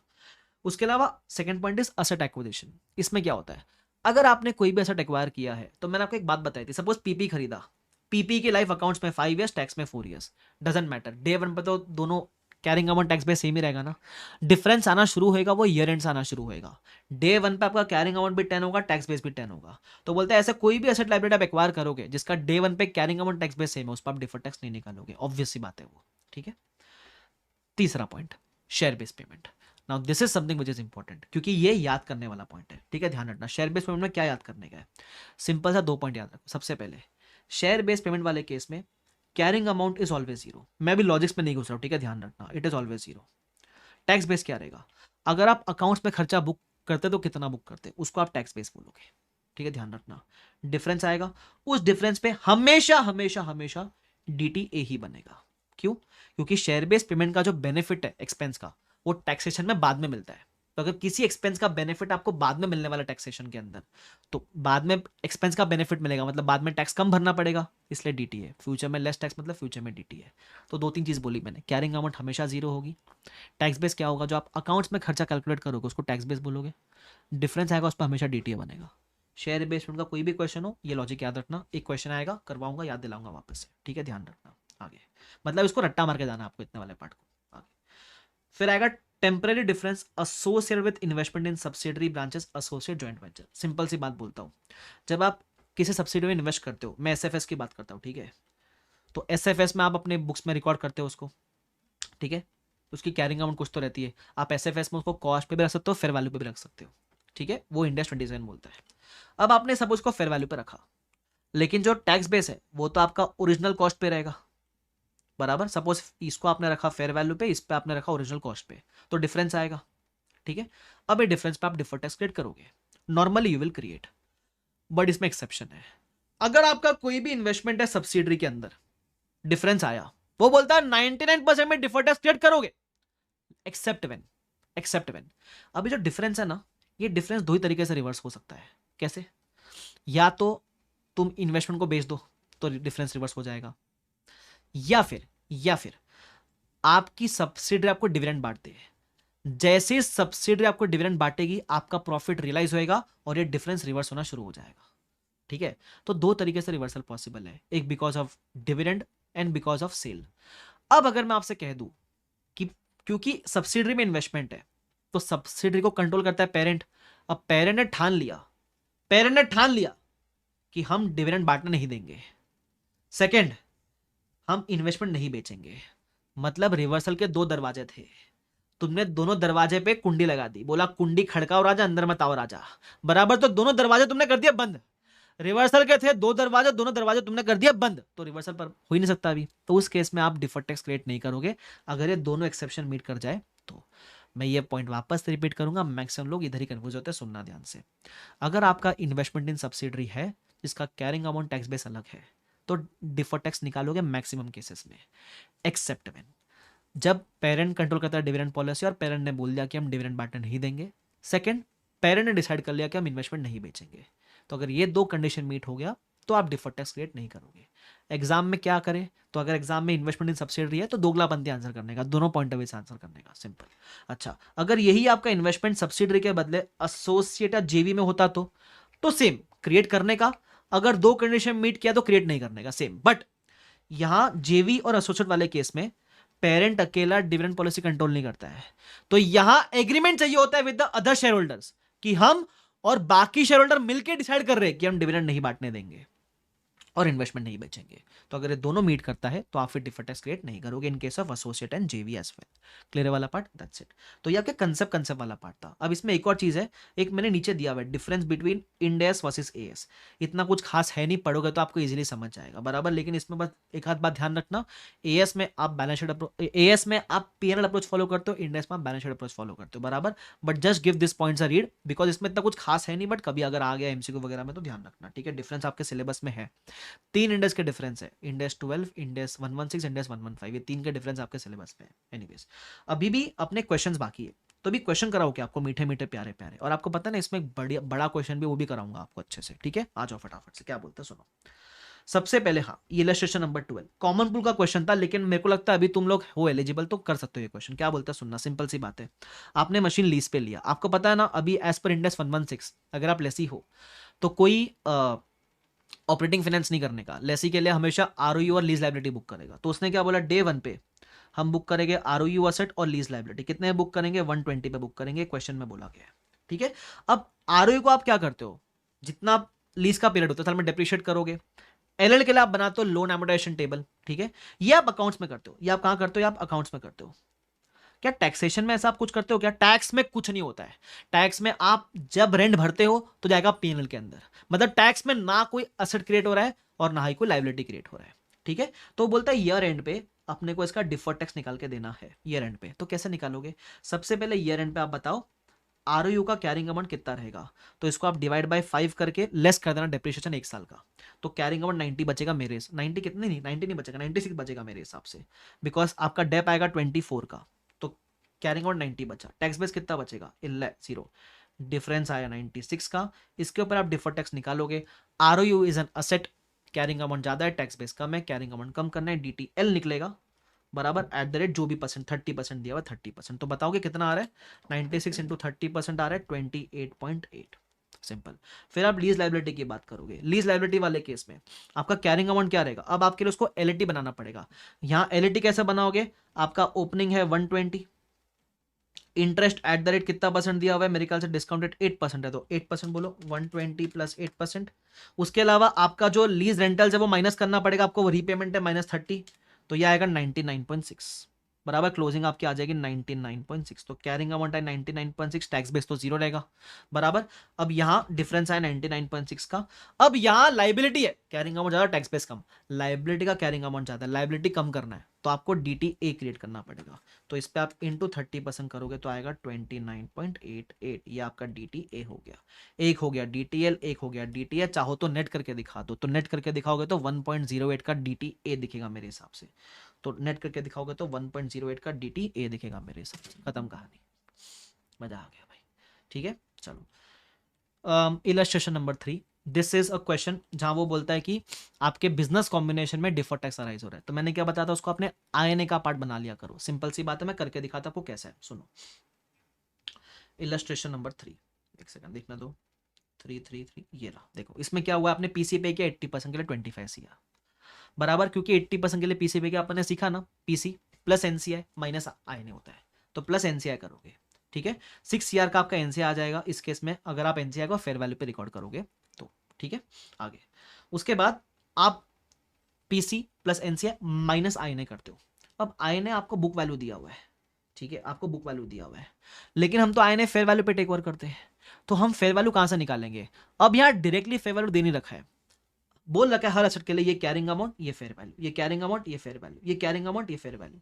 तो अगर मैं इस बुक वैल्यूज के अंदर फेयर वैल्यू का इंक्रीमेंट ऐड कर दूं ना, जैसे इंक्रीमेंट कितना है 15 का 18 है, तो 3 का इंक्रीमेंट है, तो 3 का इंक्रीमेंट, यहां 2 का इंक्रीमेंट, यहां 0.5 का इंक्रीमेंट, अगर मैं बुक वैल्यू में इंक्रीमेंट ऐड कर दूं तो मुझे फेयर वैल्यू ऑफ INA मिल जाएगा। आप बोलोगे sir directly fair value of क्यों नहीं ले रहे हो? बिकॉज ये सारे INA नहीं है ना, बहुत सारे इसके अलावा बहुत सारे INA हो सकते हैं बराबर। तो बुक वैल्यू में सिर्फ इंक्रीमेंट ऐड करूंगा तो मुझे मिल जाएगा फेयर वैल्यू ऑफ INA, तो मैंने वही किया, बुक वैल्यू में मैंने फेयर वैल्यू के इंक्रीमेंट ऐड किए। अब ये 3 आइटम पे जिसका आपने इंक्रीमेंट ऐड किया है, इस पे एक और चीज क्लियरली विजिबल है कि इन 3 आइटम्स पे आपका कैरिंग अमाउंट और फेयर वैल्यू अलग है। तो जो फेयर वैल्यू है वो बनेगा कैरिंग अमाउंट, जो पुराना बुक वैल्यू वो बनेगा टैक्स बेस, तो इस पर डिफर्ड टैक्स भी आएगा। तो डिफर्ड टैक्स निकालोगे, अभी अपन ने काफी सीख लिया कैसे निकालते हैं डिफर्ड टैक्स। तो 1.1 का डिटेल आता है। तो मैंने क्या बोला था, इसको INA का पार्ट बना लो। तो मैंने जो INA आया था उसमें DTL है तो लेस कर दिया मैंने DTL बराबर, तो ऑटोमेटिकली मेरा डिफर्ड टैक्स गुडविल से एडजस्ट हो जाएगा। 3.6 मेरा गुडविल आ गया, सिंपल, और कुछ नहीं इसके अंदर, इतना ही है इसके अंदर और कुछ नहीं है। क्लियर है वाला पार्ट? Yes sir. चलो, तो ये आपका हो गया इलस्ट्रेशन नंबर 3। अब आएगा इलस्ट्रेशन नंबर 4, ये SBB वाला है। ठीक है, SBB में कुछ बातें ध्यान रखने बोली थी मैंने आपको। In case of SBP carrying amount क्या रहेगा? हमेशा हमेशा हमेशा क्या रहेगा भाई? हमेशा क्या रहेगा? 0। ठीक है, टैक्स बेस क्या रहेगा? जो आपके अकाउंट्स का खर्चा होता वो। जैसे फॉर एग्जांपल ये आपका फर्स्ट डे था, फर्स्ट ईयर के एंड पे बोलता है कि टोटल फेयर वैल्यू वाज 1.6। अब आपकी वेस्टिंग पीरियड 2 ईयर्स है।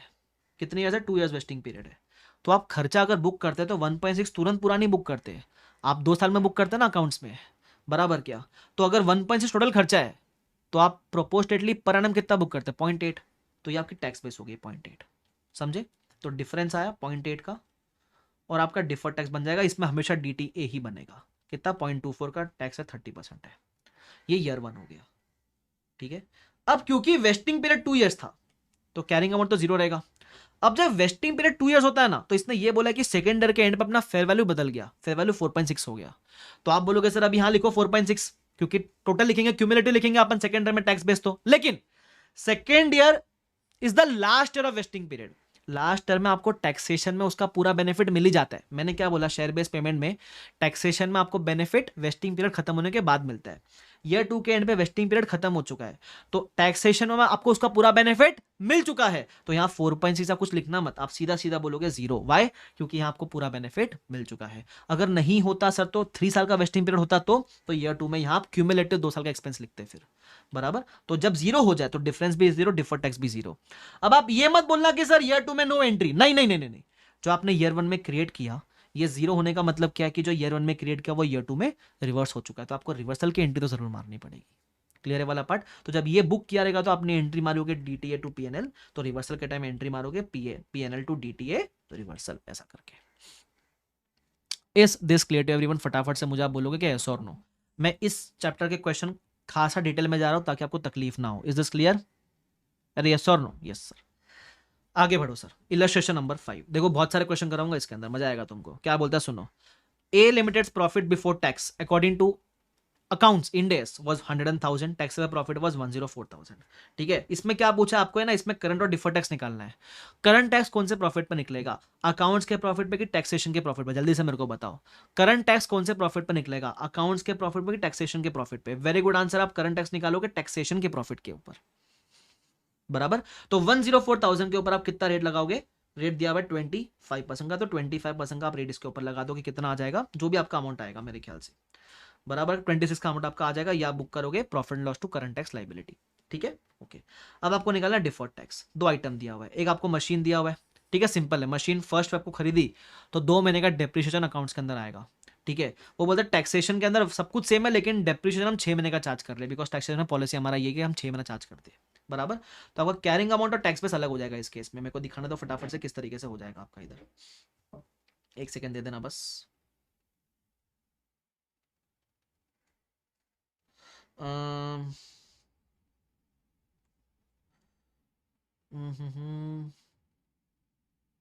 इतने टाइम में तो मैं ही कर लेता। हाँ हाँ, मिल गया मिल गया मिल गया। हाँ देख लो, करंट टैक्स इतना आता। अब पीपी मैंने परचेज किया, कैरिंग अमाउंट 2 महीने का चार्ज का depreciation, carrying amount 118, tax base 114। बराबर? डिफरेंस कितना है? 4 का डिफरेंस है। तो अब इस 4 के डिफरेंस से क्या क्रिएट करूंगा, कैरिंग अमाउंट ज्यादा, टैक्स बेस कम, कैरिंग अमाउंट कम करना है, पीपी का कैरिंग अमाउंट कम करना, तो लाइबिलिटी क्रिएट करना पड़ेगा। बराबर? तो 1 का डिटेल आ गया आपका, सिंपल। अब यहाँ एक और आइटम है डोनेशन। ठीक है, तो डोनेशन आपको क्या बोला हुआ है, these are not deductible for taxation purpose. इसका बेनिफिट आपको टैक्सेशन में कभी नहीं मिलेगा। तो इस पे डिफरेंस आ भी गया तो भी क्या आएगा वो डिफरेंस, अदर देन टेम्पररी। बराबर? तो क्योंकि वो डिफरेंस अदर देन टेम्पररी आएगा तो there will be no DTA DTL on this. ठीक है, अब इसमें करंट टैक्स डिफर्ड टैक्स के अलावा एक चीज और पूछिए, reconciliation in absolute numbers and in tax rate. अबे रिको क्यों पूछा है? नॉर्मली क्या होता है, आपका जो करंट टैक्स और डिफर्ड टैक्स है ये दोनों मिलाकर आपके अक्रूवल के टैक्स से मैच करना चाहिए। फॉर एग्जाम्पल आपका 100 रुपये अक्रू हुआ था, टैक्स रेट 25 था, तो आपका टैक्स एक्सपेंस करंट और डिफर्ड मिला के 25 आना चाहिए था, बट वो 25 नहीं आ रहा है, वो 27 आ रहा है। कैसे? करंट टैक्स एक्सपेंस 26 का, डिटेल का एक्सपेंस 1 का, 27 आ रहा है। तो मैच क्यों नहीं कर रहा है? 25 के बदले 27 क्यों आ रहा है? इसका रिको देना है। इसका रीजन था डोनेशन। डोनेशन पे आपको जो डिफर्ड टैक्स का बेनिफिट नहीं मिला या जो आपको एक्सपेंस का बेनिफिट नहीं मिला है वो, तो रुपीज में कैसे, डोनेशन का आपको 8 रुपए का डोनेशन था, उस पर 25% का टैक्स का बेनिफिट नहीं मिला, मतलब 2 रुपए का वहां बेनिफिट नहीं मिला, तो रुपीज में ऐसा रिको दोगे। टैक्स रेट में कैसा रिको दोगे, डोनेशन का amount divide by the accounting profit into 100। Donation का अमाउंट मतलब जितना डोनेशन का अमाउंट पे टैक्स बचता वो 2 into 100 divide by 100 into 100, divide by 100 क्यों, divide by accounting profit into 100, वो परसेंटेज निकालने के लिए, तो 2%। तो tax rate reco in absolute numbers आपका 2 रुपए का टैक्स का नुकसान हो गया वो, और इन केस ऑफ रेट आपका 2% का टैक्स का नुकसान हो गया वो। इत्तेफाक की बात यह है कि यहाँ अकाउंटिंग प्रॉफिट 100 रुपया ही है, तो जितना आपका टैक्स रुपीज में उतना ही परसेंटेज में आ रहा है, वरना वो मैच नहीं करता। एनीवेज, तो ये रिको बना के देना पड़ेगा, रिको वाला पार्ट यहाँ इंपॉर्टेंट है। Is this clear to everyone? Yes sir. चलो मैं आगे बढ़ूँ, आगे बढ़ सकते हो सर। उसके अलावा illustration number 9 we can see, 9 is a good question, फटाफट से देख लो क्या बोलता है एक बार। ऑन 1 अप्रैल 11 के purchase an equity investment for 2 lakhs। ठीक है, वो investment was designated at fair value through OCI. इसका मतलब सिंपल है कि इन्वेस्टमेंट को आप एफवीटी ओसीआई पे रखते हो, मतलब इन्वेस्टमेंट पे जो भी गेन लॉस है वो ओसीआई में जाता है। तो जब इन्वेस्टमेंट का गेन लॉस ओसीआई में जाएगा तो उस इन्वेस्टमेंट पे जो डिफर्ड टैक्स है उसका सेकंड इफेक्ट भी ओसीआई में जाएगा। तो आपने खरीदा 2 लाख में, फेयर वैल्यू हो गई 2.4, अकाउंट्स पर तो आपने रखा होगा फेयर वैल्यू पे, टैक्सेशन में आपने रखा होगा बुक वैल्यू पे ही, डिफरेंस आएगा 40 का, बराबर। अब ये इन्वेस्टमेंट है तो असेट है आपके लिए, carrying amount 2,40,000, tax base 2 lakh, carrying amount कम करना है, असेट का कैरिंग अमाउंट कम करना है तो लायबिलिटी क्रिएट करेंगे 25% के हिसाब से, बराबर। अब इसकी जो एंट्री है वो क्रूशियल है। डीटीएल आया तो तू डीटीएल बोलोगे, डेबिट कहां जाएगा, डिफर्ड टैक्स एक्सपेंस ओसीआई में जाएगा, बिकॉज ये एफवीटी ओसीआई वाला इन्वेस्टमेंट है। क्लियर, ठीक है। अब इस क्वेश्चन में अगर आप ध्यान से देखोगे आपको सिर्फ डिफर्ड नहीं करंट टैक्स भी पूछा है। करंट टैक्स क्या होता है, अगर आपने टैक्सेशन में कोई प्रॉफिट रियलाइज किया है उस पर जो टैक्स भरा उसको बोलते हैं करंट टैक्स, बराबर। अगर कोई प्रॉफिट रियलाइज किया है तो मुझे बताओ, क्या आपने इन्वेस्टमेंट बेची, नहीं, तो कोई प्रॉफिट रियलाइज हुआ, नहीं, तो करंट टैक्स कितना होगा, निल। अगर इन्वेस्टमेंट बेच के रियल में प्रॉफिट होता उसको बोलते रियलाइज प्रॉफिट, उस पे जो टैक्स भरते उसको बोलते अपन कौन सा वाला टैक्स, ये कौन सा टैक्स बोलते हैं आप, करंट टैक्स बोलते हैं उसको अपन, यस। आगे अब आता है इन्वेंट्री, ये सेकंड वाला पार्ट सबसे क्रूशियल है। क्या बोलते हैं सुनो, पेरेंट ने सब्सिडरी को माल बेचा, 64 का माल 80 में बेचा, ठीक है। अब इसमें से 40% गुड्स थर्ड पार्टी को सेल हो चुके हैं, मतलब जो पेरेंट ने सब्सिडरी को बेचा उसमें ग्रुप में कितना इन्वेंट्री बचा है, 60% ही बचा है। पेरेंट ने बेचा सब्सिडरी को, सब्सिडरी ने 40% तो भारी बेच दिया, तो ईयर एंड पे सीएफएस में सिर्फ और सिर्फ 60% माल बचा है। अब अकाउंट्स में क्या होता है, जब तुम्हारा इंटर कंपनी का बात चल रहा है तो तुम्हारे बीच का जो प्रॉफिट है वो एलिमिनेट हो जाता है, बराबर। मतलब अकाउंट्स में तुम्हारा सेलिंग प्राइस पे नहीं, वो तुम्हारे कॉस्ट पे रखेंगे, ठीक है। तो होता क्या, फटाफट से देख लो एक बार। सपोज तुम्हारी सेलिंग प्राइस कॉस्ट थी 64, सेलिंग प्राइस थी 80, बराबर, प्रॉफिट था 16 का, 40% बाहर बेच दिया तो 60% बचा, तो 60% जो बचा है उसका सेलिंग प्राइस 48 है और ओरिजिनल कॉस्ट 38,400 है। तो अकाउंट्स में आप प्रॉफिट वगैरह एलिमिनेट करने के बाद उसको इसी 38,400 की वैल्यू पे रखोगे, you can't keep at 48,000 in accounts. तो आपकी कैरिंग अमाउंट कितनी हो गई, 38,400। बट टैक्सेशन में ऐसा कोई एलिमिनेशन नहीं होता है, तो टैक्सेशन में आपने बेचा है 48, सॉरी, आप टैक्सेशन में आपकी वैल्यू रहेगी including the profit margin, that is 48,000। तो कैरिंग अमाउंट आपकी हो जाएगी at the original cost, tax base आपकी हो जाएगी without any elimination of profit 48,000, बराबर। तो डिफरेंस आएगा 9,600 का, इस पर आप डिफर्ड टैक्स असेट बनाओगे, क्यों, क्योंकि कैरिंग अमाउंट कम है, टैक्स बेस ज्यादा है, कैरिंग अमाउंट इंक्रीज करना है तो डीटीए बन जाएगा। क्लियर है वाला पार्ट, यस सर क्लियर है वाला पार्ट। आगे अब इस पे करंट टैक्स की बात करनी है। करंट टैक्स मतलब क्या, जो बेचकर प्रॉफिट रियलाइज हुआ उस पे टैक्स। आइडियली आपने ये जो पहला सेल किया ना, टैक्सेशन के अंदर यही रियलाइज प्रॉफिट है, टैक्सेशन में कोई इंटर कंपनी की बात होती नहीं है, टैक्सेशन में जो पहला सेल है वही रियलाइज प्रॉफिट है। तो टैक्सेशन में आपने 64 का माल 80 में बेच दिया तो 16,000 का प्रॉफिट हो गया, 16,000 पे करंट टैक्स 25% भर देना, दैट इज 4,000, दैट्स इट, ध्यान रखना। तो ये इंपॉर्टेंट है, काफी लोग क्या बोलेंगे, बोलेंगे सर वो 40% की सेल हुई ना उस पर निकालो करंट टैक्स, नहीं नहीं नहीं नहीं, पहली सेल है वही मेन सेल है तुम्हारे टैक्सेशन के लिए, बराबर। तो इसी सेल पर जो प्रॉफिट है उस पर करंट टैक्स भर देना, दैट इज 4,000। क्लियर, ठीक है। उसके बाद थर्ड वाला पार्ट तो बड़ा सिंपल है, एडवांस इनकम को लेकर है। आपको 2 लाख रुपए कस्टमर ने पहले दे दिया, ठीक है। 2 लाख में से ऐसा बोलता है कि 1,20,000 ही करंट ईयर की इनकम थी अकाउंट्स के अंदर, तो 80,000 क्या हो गया, एडवांस हो गया आपके लिए। तो आप एंट्री क्या मारते हो, आप बोलोगे कैश बैंक आया 2 लाख रुपए का, इसमें से रेवेन्यू आपका सिर्फ 1.2 लाख से और बाकी आपके लिए एडवांस इनकम है। Advance income is like a liability for us, ठीक है। बट ये अकाउंट्स में होता है, ये अकाउंट्स में होता है। टैक्सेशन में क्या होता है, जब पैसा मिला तब की इनकम, मतलब टैक्सेशन में आपने एंट्री क्या मारी होगी, टैक्सेशन में आपने बोला होगा cash bank to revenue 2 lakh 2 lakh, बराबर, 2 लाख 2 लाख। तो टैक्सेशन में आपका टैक्स बेस कितना हो गया, 2 लाख मत बोल देना येडे की तरह। टैक्स बेस मतलब क्या, किसी भी असेट लायबिलिटी का वैल्यू। टैक्सेशन में कोई असेट लायबिलिटी क्रिएट ही नहीं हुआ तो टैक्सेशन मतलब आपका टैक्स बेस 0 हो गया ना, तुम समझ रहे हो क्या। तो आपके अकाउंट्स में एडवांस इनकम की वैल्यू हो गई 80,000, टैक्सेशन में हो गई 0। क्लियर है वाला पार्ट क्या, तो डिफरेंस आएगा 80,000 का। तो कैरिंग अमाउंट ज्यादा है, टैक्स बेस कम है, कैरिंग अमाउंट कम करना है, लायबिलिटी का कैरिंग अमाउंट कम करना है, लायबिलिटी कम करनी है तो असेट क्रिएट करेंगे, बराबर। तो आप एंट्री मारोगे DTA to PNL, simple. Clear है वाला पार्ट क्या, क्लियर सर। इस पे करंट टैक्स कितना निकलेगा, करंट टैक्स मतलब जो टैक्सेशन में प्रॉफिट रियलाइज हुआ वो, टैक्सेशन में आपने क्या किया, 2 लाख पूरा प्रॉफिट मान लिया ना, तो इस पर आपको टैक्स भरना पड़ेगा। तो 2 लाख इंटू जो भी 25% का रेट है, तो करंट टैक्स रहेगा 50,000। इलस्ट्रेशन नंबर 9 का है ना, सबसे क्रूशियल पार्ट यही है, करंट टैक्स निकालना। डिफर्ड टैक्स आप सब निकालोगे, करंट टैक्स में फंसोगे, तो करंट टैक्स निकालना क्रूशियल है, प्लीज ध्यान रखना। Is this clear to everyone? Yes.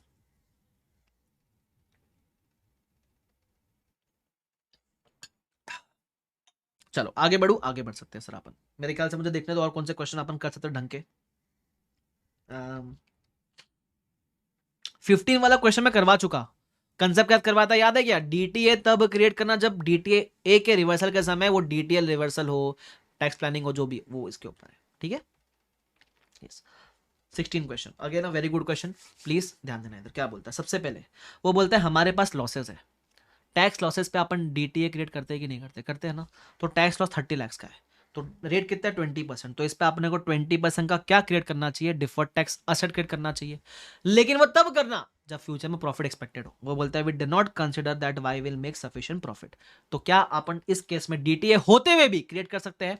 नहीं कर सकते भाई, रिकॉर्ड नहीं कर सकता, you can only disclose, that's it. पहला पॉइंट हो गया। सेकंड पॉइंट प्रोविजन है। एक बात ध्यान रखना, प्रोविजन वगैरह सिर्फ अकाउंट्स में बुक होता है, टैक्स में कभी कोई प्रोविजन बुक होता ही नहीं है। तो टैक्स बेस्ड प्रोविजन का हमेशा जीरो ही होता है, ठीक है। तो अकाउंट्स में प्रोविजन 20 है, टैक्सेशन में आप कोई प्रोविजन बुक नहीं करते, खर्चा तब बुक करेंगे टैक्सेशन में जब वो इंकर हो जाए, बराबर। तो टैक्सेशन में आपका प्रोविजन का वैल्यू होता है जीरो। तो उस केस में आप कौन से वैल्यू पे बुक करोगे इसको? मैं दिखा दूं फटाफट से, जीरो हो जाएगा आपका मेरे ख्याल से, बराबर। तो आपका प्रोविजन का अमाउंट है 20, टैक्स बेस है जीरो, बराबर। ये लाइबिलिटी है, प्रोविजन है लाइबिलिटी, लाइबिलिटी का कैरिंग अमाउंट ज्यादा है, टैक्स बेस कम है, बराबर। कैरिंग अमाउंट कम करना है, लाइबिलिटी कम करनी है, तो क्या क्रिएट करोगे हीरो लोग? डीटीए क्रिएट करोगे, कितने का? 4 लाख का। वेरी गुड आंसर यार। आगे फिर बोलता है during the year ended 31 March 17 X limited capitalise development cost of 16 लाख, 16 लाख का डेवलपमेंट कॉस्ट कैपिटलाइज किया है।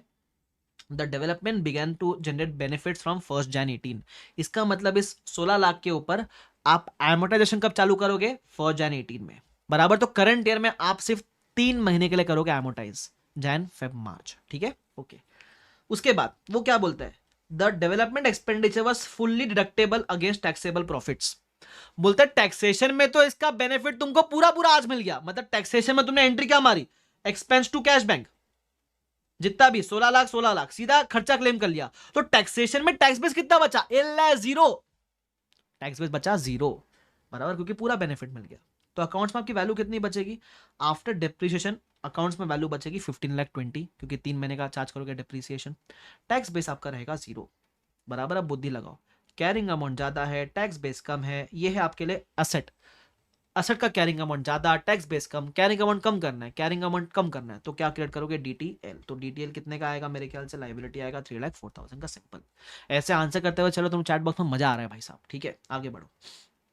ये फोर्थ वाला पार्ट सबसे बेस्ट पार्ट, मेरा फेवरेट पार्ट, क्या बोलता है सुनना।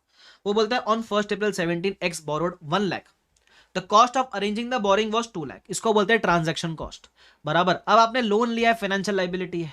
फाइनेंशियल लाइबिलिटी में जब भी ट्रांजेक्शन कॉस्ट इंकर करते हो तो आपकी डे 1 की फेयर वैल्यू कम हो जाती है, ठीक है।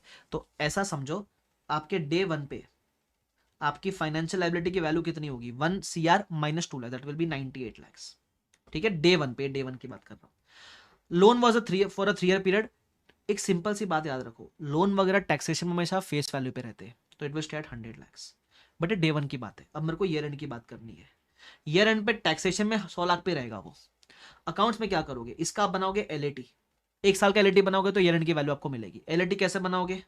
एलएटी में आप बोलोगे year opening, opening 98 lakh, interest at the rate EIR, EIR का इंटरेस्ट 10%, तो 10% लेस रीपेमेंट, रीपेमेंट कुछ है, वो बोलता है आज रीपेमेंट कुछ करना ही नहीं है, जो भी रीपेमेंट होगा 3 साल के बाद सीधा होगा 130,43,800 का, बराबर। तो रीपेमेंट कुछ नहीं, क्लोजिंग मिलेगा मेरे ख्याल से वो आएगा 1,07,80,000 if I am not wrong, बराबर। क्या उतने आते हैं? 1 करोड़, हाँ 7,80,000 टैक्स बेस रहेगा आपका फेस वैल्यू के ऊपर। इस डिफरेंस पे आप निकालोगे डिफर्ड टैक्स। लाइबिलिटी है, कैरिंग अमाउंट ज्यादा, टैक्स बेस कम, लाइबिलिटी का कैरिंग अमाउंट ज्यादा है तो कैरिंग अमाउंट कम करना है, तो डीटीए आएगा मेरे ख्याल से इस केस में, तो डीटीए 1,56,000 का। अब इसमें ना काफी लोग पता है कंफ्यूज कहाँ होते हैं, यहाँ एक चीज लिखी है, एज पर income tax a further deduction of 30,43,800 will be claimable when the loan is repaid. इसका कोई इफेक्ट ही नहीं है भाई। क्यों? ये बेनिफिट मिलेगा तो भी कब मिलेगा? 31 मार्च 2020 में मिलेगा, अपन आज 31 मार्च 18 पे खड़े हैं, तो it has no relevance for us, ध्यान रखना, ठीक है, ओके। तो हो गया ये वाला part. 17 is same like 16 only, कुछ है नहीं नया। 18 भी बढ़िया है, फटाफट से देख लो एक बार। इसमें पता है कंसेप्ट है, मैंने क्या बताया था आपको, डिफरेंस का अमाउंट सेम है, फिर भी क्या मेरे डिफर्ड टैक्स का अमाउंट चेंज हो सकता है क्या?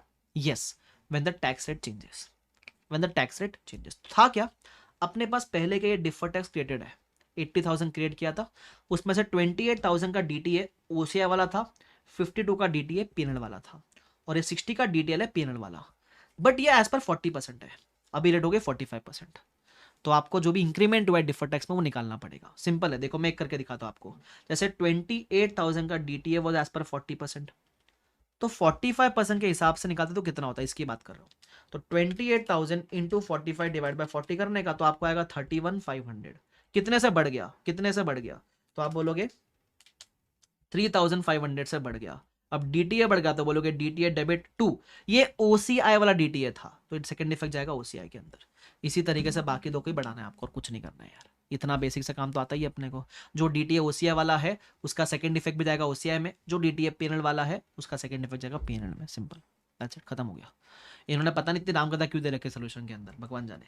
एनीवेज, इलस्ट्रेशन नंबर 19, इसमें एक ही पार्ट इंपॉर्टेंट है। आपने एक चीज तो सीख ली है कि जब भी डिफर्ड टैक्स बिजनेस कॉम्बिनेशन पर राइज होएगा तो उसको आईएनए में आप कंसिडर कर लेना, ताकि वो गुडविल से एडजस्ट हो जाए। ठीक है, अब इसमें और क्या खास बातें ध्यान से देखना। वो बोलते हैं H entity H acquired 100% of S for 15 lakhs, वो ठीक है। अब यहाँ आप 3 कॉलम देखोगे ना ध्यान से, book values, tax base, fair values. हम तो फेयर वैल्यू पे टेक ओवर करते हैं, ये हमारी बन जाती है कैरिंग अमाउंट, यहां तो कोई प्रॉब्लम ही नहीं अपने को। अब नॉर्मली हम क्या करते हैं, बुक वैल्यू को टैक्स बेस मानते हैं, लेकिन जब स्पेसिफिकली टैक्स बेस दिया हुआ रहे तो आप इसी को टैक्स बेस मानना, यह कंसिडर मत करना फिर, पहली चीज। सेकेंड चीज, यहां दो दो टैक्स रेट दे रखा है, एक पेरेंट कंपनी का, एक सब्सिडरी कंपनी का। कौन सा टैक्स रेट लेने का टू कैलकुलेट डिफर्ड टैक्स? ये असेट ओरिजिनली किसके है, ओरिजिनली ये असेट सब्सिडरी कंपनी के है, तो रेट भी आप सब्सिडरी कंपनी का लोगे, दैट इज 40%। दैट्स इट, बस इतना ध्यान रखो और कुछ नहीं है इसके अंदर। क्लियर वाला पार्ट, ठीक है। ये 20A 20B 20C में कराता हूं लास्ट में, ठीक है। बाकी उसके पहले बाकी क्वेश्चन करवा देता हूं मैं। इधर आ जाओ, फर्स्ट वाला क्वेश्चन सिंपल, एक बार रेफर कर लेना, मैट के ऊपर है। नहीं, पहला वाला मैट के ऊपर नहीं है, सॉरी, पहला वाला तो इन्वेस्टमेंट के ऊपर है, बड़ा सिंपल, रेफर कर लेना। सेकंड वाला है मैट के ऊपर, सेकंड में 2 पार्ट है, पार्ट 1 और पार्ट 2। मैं करवा देता हूं, फटाफट से देख लो क्या बोलता है। वो बोलता है पहले आपका 31 मार्च 16 में मैट का क्रेडिट वॉज 8.5, 17 में आपका क्रेडिट का अमाउंट हो गया 9.75। तो जब 31 मार्च 16 में आपका मैट वॉज 8.5, तो आपका डीटीए भी 8.5 ही होगा, जितना मैट उतना ही डीटीए, बराबर। 31 मार्च 17 में जब आपका ये हो गया 9.75 डीटीए, बढ़ गया ना। तो जब मैं 31 मार्च 17 में आऊंगा, मुझे एक बात बताओ, मैं पूरे 9.75 का एंट्री मारूंगा अगले साल में, या सिर्फ इंक्रीमेंटल एंट्री मारूंगा? अरे वेरी गुड आंसर एवरीवन, मैं सिर्फ और सिर्फ इंक्रीमेंटल की एंट्री मारूंगा, मैं सिर्फ और सिर्फ इंक्रीमेंटल की एंट्री मारूंगा। Is this clear to everyone? Yes sir, चलो आगे बढ़ सकता हूं, आगे बढ़ो सर। ये पहला था, दूसरा आ जाता हूं इधर। आपको पता है डिफरेंस के 2 रीजन हो सकते हैं, डिप्रिसिएशन, रिवैल्यूएशन, ये वो वाले पार्ट पे फटाफट से देख लो क्या बोलता है। हेड ऑफिस है, using reval model, property is revalued every year on 31 March 16, carrying value of the property after revaluation was 40। 31 March 16 पे after revaluation carrying amount was 40, tax base was 22। अब ये मुझे सोल्यूशन दिखाना पड़ेगा, एक बार देख लेना ध्यान से, रुको मैं दिखा रहा हूँ।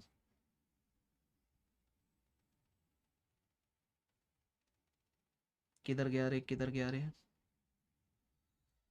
ऊपर होगा थोड़ा सा। Question two, question two, question two, question two, मिल गया मिल गया मिल गया मिल गया। ये देखो, मेरा carrying amount after reval 40, tax base is 22।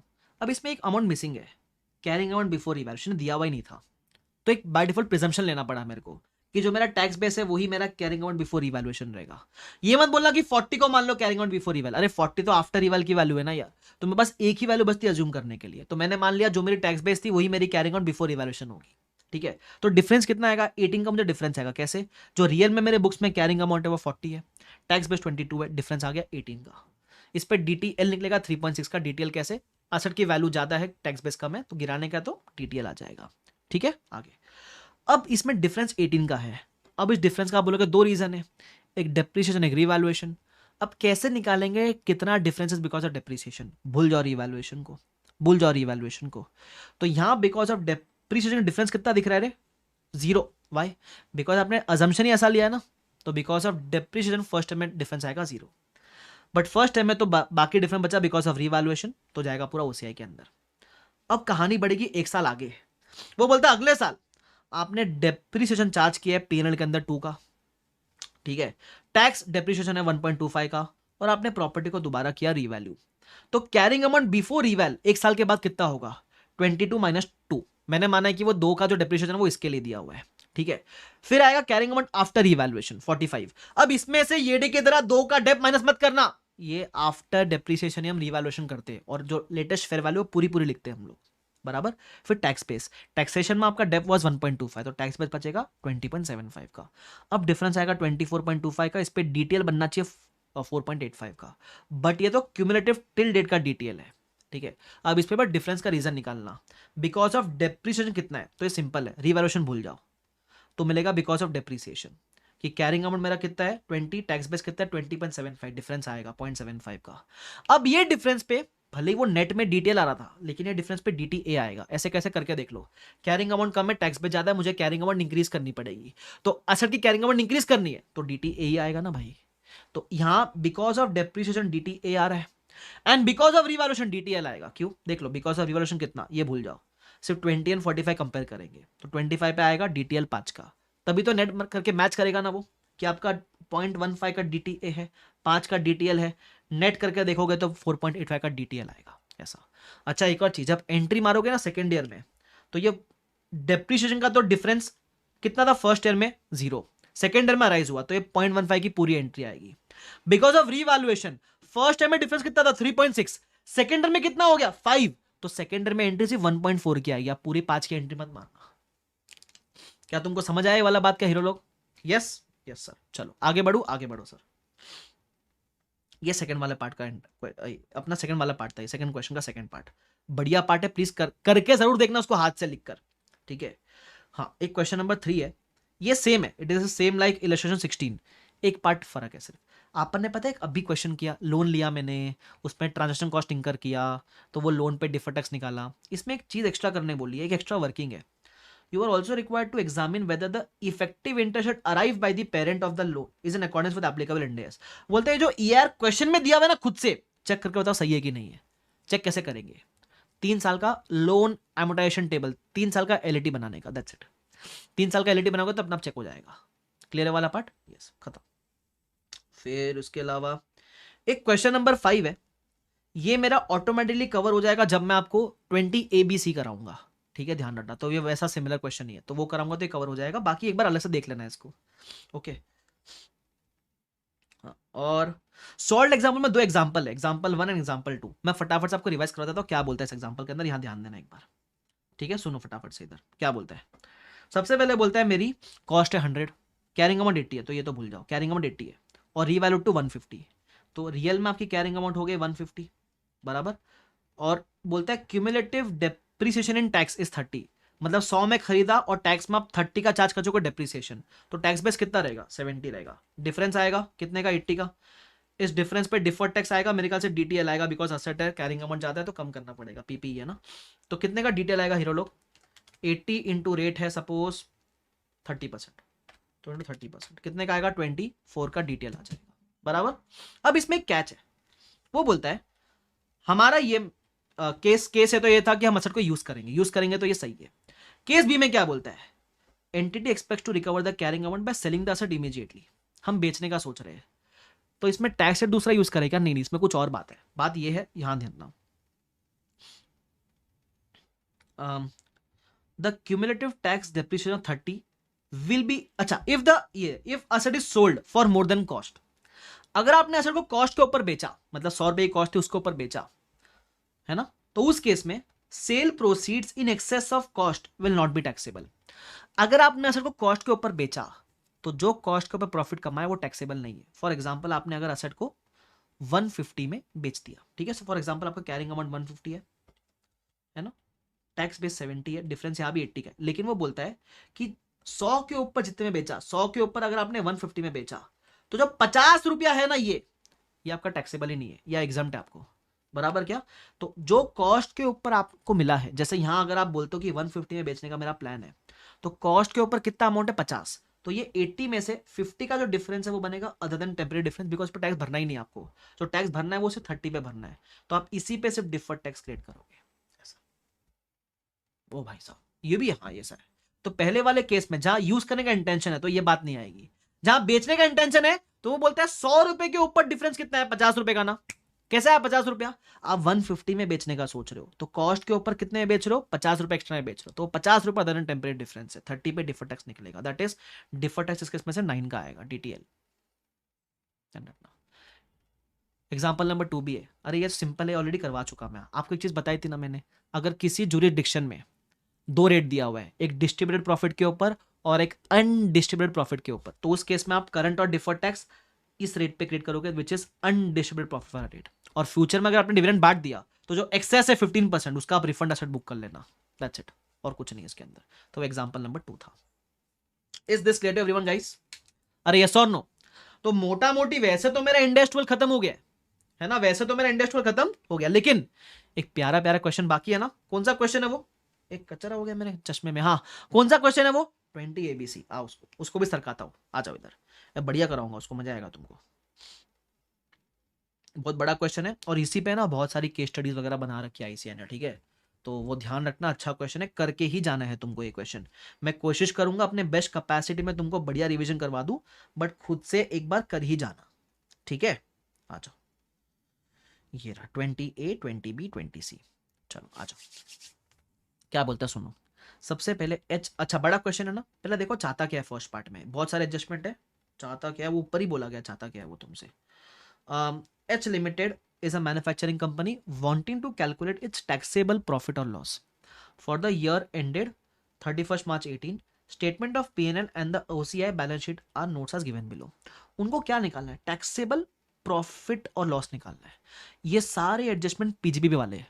PGBP में करते हो ना तुम, एडलेस वो सब वो वाला है। तुमको टैक्सेबल प्रॉफिट निकालना है। यहाँ तुमको टैक्स बेस कैरिंग अमाउंट नहीं निकालनी है। अकाउंट्स में जो प्रॉफिट निकला है उस प्रॉफिट से बैक कैलकुलेट मारकर तुमको टैक्सेशन का प्रॉफिट निकालना है, ठीक है। तो देखते हैं अपन कैसे करना है। तो पहले देखो अकाउंट्स का प्रॉफिट दिया कितना है, देखते हैं अपन। उसके अलावा क्या बोला गया है कि tax rate for financial year 17 is 30%, new rate is 32% for the year 18-19 which has been already enacted before the year end. तो करंट ईयर में दो रेट अवेलेबल है, एक करंट की रेट एक फ्यूचर की रेट। तो करंट टैक्स तो अपन करंट रेट पे निकालेंगे, डिफर्ड टैक्स अपन फ्यूचर के रेट पे निकालेंगे। क्लियर है वाला पार्ट? यस। आगे बढ़ जाते हैं। अब अपने को है ना इसमें प्रॉफिट दिया हुआ है क्या? यस। अकाउंटिंग प्रॉफिट कितना दिया हुआ है? 5950। तो पहले वो लिख दिया करो, अकाउंटिंग प्रॉफिट इज 5950। लिखा अपन ने प्रॉफिट? यस सर, लिख दिया अपन ने प्रॉफिट। आगे देखते हैं, ठीक है। उसके बाद अब एक एक एडजस्टमेंट करके बात करेंगे, शांति से जाएंगे, ठीक है। Depreciation expense for the financial year 17-18 allowable as पर इनकम टैक्स रूल्स कितना है? इट इज 72,10,000 बराबर, इट इज 72,10,000, ठीक है। Depreciation allowed for financial reporting in operating cost is 59,50। इसका मतलब क्या है? आपके अकाउंट्स का डेप्रिसिएशन वाज 59,50। टैक्सेशन में अकाउंट्स वाला नहीं चॉल्व है, तो आप पहले अकाउंट्स वाला रिवर्स करोगे और फिर टैक्स वाला चार्ज करोगे। इसका मतलब रिवर्स करने के लिए अकाउंट्स वाला आप एड बैक करोगे, बराबर। रिवर्स करने के लिए अकाउंट्स वाला आपने एड बैक किया और फिर टैक्सेशन का आपने डिडक्ट किया, तो मैं नीचे जाके मैंने माइनस किया। सबको समझा ये वाला पार्ट? ठीक है। सेकेंड, वो बोलते हैं H limited incurred product development cost of 35 lakhs। These cost were recognised as an asset and amortised over 10 years। मतलब हर साल आप 3.5 लाख एमोटाइज करते हो अकाउंट्स के अंदर। For tax purpose H limited deducted full development cost when they were in 14-15। ये पूरा खर्चा वो 14-15 में बेनिफिट ले चुके टैक्सेशन के अंदर, तो टैक्सेशन में आज कोई बेनिफिट नहीं मिलेगा, लेकिन अकाउंट्स में जो आपने एमोटाइजेशन चार्ज किया है वो आपको रिवर्स करना पड़ेगा, बराबर, क्योंकि टैक्स में बेनिफिट नहीं है उसका। तो आपने ये किया रिवर्स, और टैक्सेशन में इसका आपको कुछ बेनिफिट नहीं मिलेगा बिकॉज इसका बेनिफिट आप पहले सालों में ले चुके हो। क्लियर? Yes sir. आगे बढ़ जाते हैं। आगे क्या बोलता है? Trading investment in the preceding year but 80,50,000। These investment are classified at FVL, FVTPL, मतलब fair value to profit and loss. मतलब अकाउंट्स में आप रखते हो उसको फेयर वैल्यू पे, ठीक है। देखो अकाउंट्स में आपके इन्वेस्टमेंट कौन से वैल्यू पे? 70-80 पे। आपने खरीदा कितने में था? 80-50। तो लॉस हुआ ना अपने को, आपने खरीदा ज्यादा में, आज आपकी वैल्यू कम है, 70-80 आपकी वैल्यू है, तो लॉस कितने का है? 7,70,000 का लॉस है। ये लॉस टैक्सेशन में कोई बेनिफिट नहीं है इसका, बराबर। क्या बोला देख लो एक बार इधर, fair value adjustments are not allowable taxable authorities. ये लॉस टैक्सेशन में बुक नहीं होना चाहिए। अकाउंट्स में तो आपने बुक किया है ना, तो ऐड बैक करना पड़ेगा अकाउंट्स के प्रॉफिट में, क्योंकि टैक्सेशन में नहीं चलता, तो आपने इसको ऐड बैक कर दिया। समझा? ठीक है। इस पूरे क्वेश्चन में अगर कोई एडजस्टमेंट ढंग का है तो वो है बैड डेट्स वाला, बाकी सब कॉमन सेंस है। ये भी सिंपल है वैसे, देख लो क्या बोलता है। बैड डेट्स का प्रोविजन का अमाउंट दिया हुआ है, provision is always total amount, ठीक है, and relates to 2 debtors. Debtor A 28 lakh का है, डेटर बी, अच्छा डेटर ए कब का है, 15-16 का। हम कहाँ खड़े बाय द वे, हम खड़े 17-18 में, हमारा करंटर 17-18 है, ठीक है, मतलब 2 साल पुराना डेटर है वो, ठीक है। और ये डेटर बी है जो 16-17 का, मतलब डेटर इज 1 ईयर पुराना, ठीक है। एनीवेज, अब क्या बोलता है, अकाउंट्स में तो हमने 100% प्रोविजन बुक किया है, मतलब ये पूरा प्रोविजन अकाउंट्स में बुक किया है, ठीक है। अब टैक्सेशन में कितना अलाउड है ये देखो। Tax allow us deduction of 20% for provision for debtors over due for more then 1 year, another 30% for debtors over due for more then 2 years. इसका मतलब सिंपल सी बात, करंट ईयर में आपने अकाउंट्स में कितना प्रोविजन क्रिएट किया होगा। करंट ईयर में आपका अकाउंट्स का प्रोविजन करंट ईयर का है 17,50,000 बराबर, करंट ईयर का है 17,50,000, ये इधर दिया हुआ है, किधर दिया हुआ है, एक सेकेंड, हाँ, टोटल डेटर का अमाउंट इतना है 17,50,000 एंड 100% प्रोविजन वाज रिकॉग्नाइज्ड इन 17-18, ठीक है। तो आपने इसको पहले कर दिया ऐड बैक, ठीक है। अब टैक्स में आपको कितना अलाउड है, वो बोलता है जो डेटर पे आपको 2 साल से ज्यादा हो गए हैं उस पे आपको मिलेगा कितना परसेंट, 30% करंट ईयर में, और जो डेटर पे आपको 1 साल से ज्यादा हुआ है उस पे आपको मिलेगा 20%। डेटर नंबर बी के ऊपर आपको मेरे ख्याल से हुआ है, डेटर नंबर बी के ऊपर आपको हुआ है 1 साल से ज्यादा, तो इस पे निकालोगे 20%। डेटर नंबर ए के ऊपर हुआ आपको 2 साल से ज्यादा, तो इस पे आप निकालोगे 30%। तो करो ना, 28 लाख इंटू 30% एम प्लस, और 17,50,000 इंटू 20% एम प्लस एमआरसी। मेरे ख्याल से आपको टैक्सेशन में अलाउड होना चाहिए 11,90,000 if I am not wrong, मेरे को तो ये आ रहा है 11,90,000 बराबर। ये आप बोलोगे सर लेकिन डेटर पे अनदर 30% लिखा है ना, अनदर वाला ये पॉइंट तब अपने लिए मतलब का बनेगा जब अपने को टिल डेट का प्रोविजन चाहिए, अपने को यहां सिर्फ करंट ईयर का चाहिए। करंट ईयर में आपने कितना क्रिएट किया रहेगा, ये 2 साल से ऊपर हो गया, तो करंट ईयर में आपने एक्स्ट्रा 30% क्रिएट किया रहेगा, और इस पे आपने कितना 20% क्रिएट किया रहेगा। ऐसे तुमको समझ में आया? यस। तो 11,90,000 is the provision which is allowed in taxation. तो आपने जितना अकाउंट्स में बुक किया था, देखो अकाउंट्स में वापस से बता दूं, डेटर ए 28 लाख का था, इसमें बोला गया है 100% provision was recognised in the preceding year, तो आपने इसको अकाउंट्स में प्रीवियस ईयर में बुक किया था। और 17.5 100% provision was recognised in the year 17-18, तो ये प्रोविजन आपने करंट ईयर में अकाउंट्स में बुक किया था, उसको आप रिवर्स कर दो। और टैक्स में कितना अलाउड है 11,90,000, इसको आप माइनस करोगे ऐसा, क्योंकि प्रोविजन की एंट्री क्या होती है, एक्सपेंस टू प्रोविजन, तो ये एक्सपेंस आएगा ऐसा। समझे तुम? यस, ये बहुत बड़ी एडजस्टमेंट है, देखा ना? ठीक है, आगे।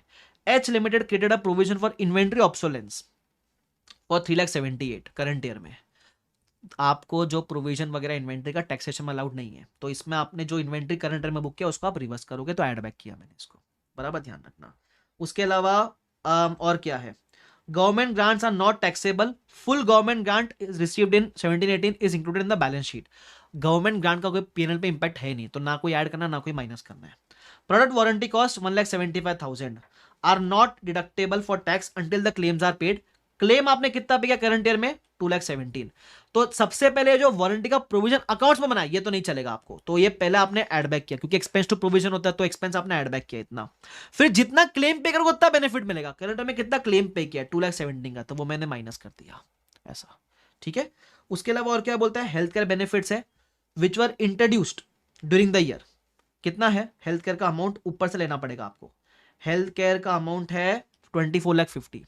इसके लिए टैक्सेशन में क्या बोला गया है, बोलता है during the year H introduced health care benefits expense are allowable for tax purpose only when they are paid. Current में कुछ पे नहीं किया आपने, तो जितना भी बेनिफिट आपने हेल्थ केयर का बनाया है वो सब रिवर्स होएगा अकाउंट्स के अंदर, टैक्सेशन में कोई बेनिफिट नहीं है इसका।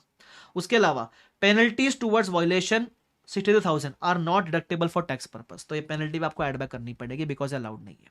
उसके अलावा tax loss allows to deduct petrol expense 1,40,000 per vehicle, they had 4 vehicles, तो आपको आपने इंकर कितना किया 721, ये तो आप एड बैक कर दोगे।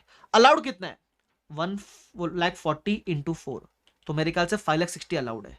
तो आप 721 करोगे एड बैक और इसमें 560 करोगे लेस, जितना आपको अलाउड है। इससे आपको मिलेगा टैक्सेबल प्रॉफिट। करंट टैक्स निकालने के लिए इस पर 30% का रेट लगा देना, करंट टैक्स मिल जाएगा। ऐसा ध्यान रखना है भाई, बढ़िया है, ठीक है, ओके। चलो, तो ये 20A था। अब मजा आएगा 20B के अंदर। 20B भी सेम है, वो तो ज्यादा सिंपल है 20B एक्चुअली।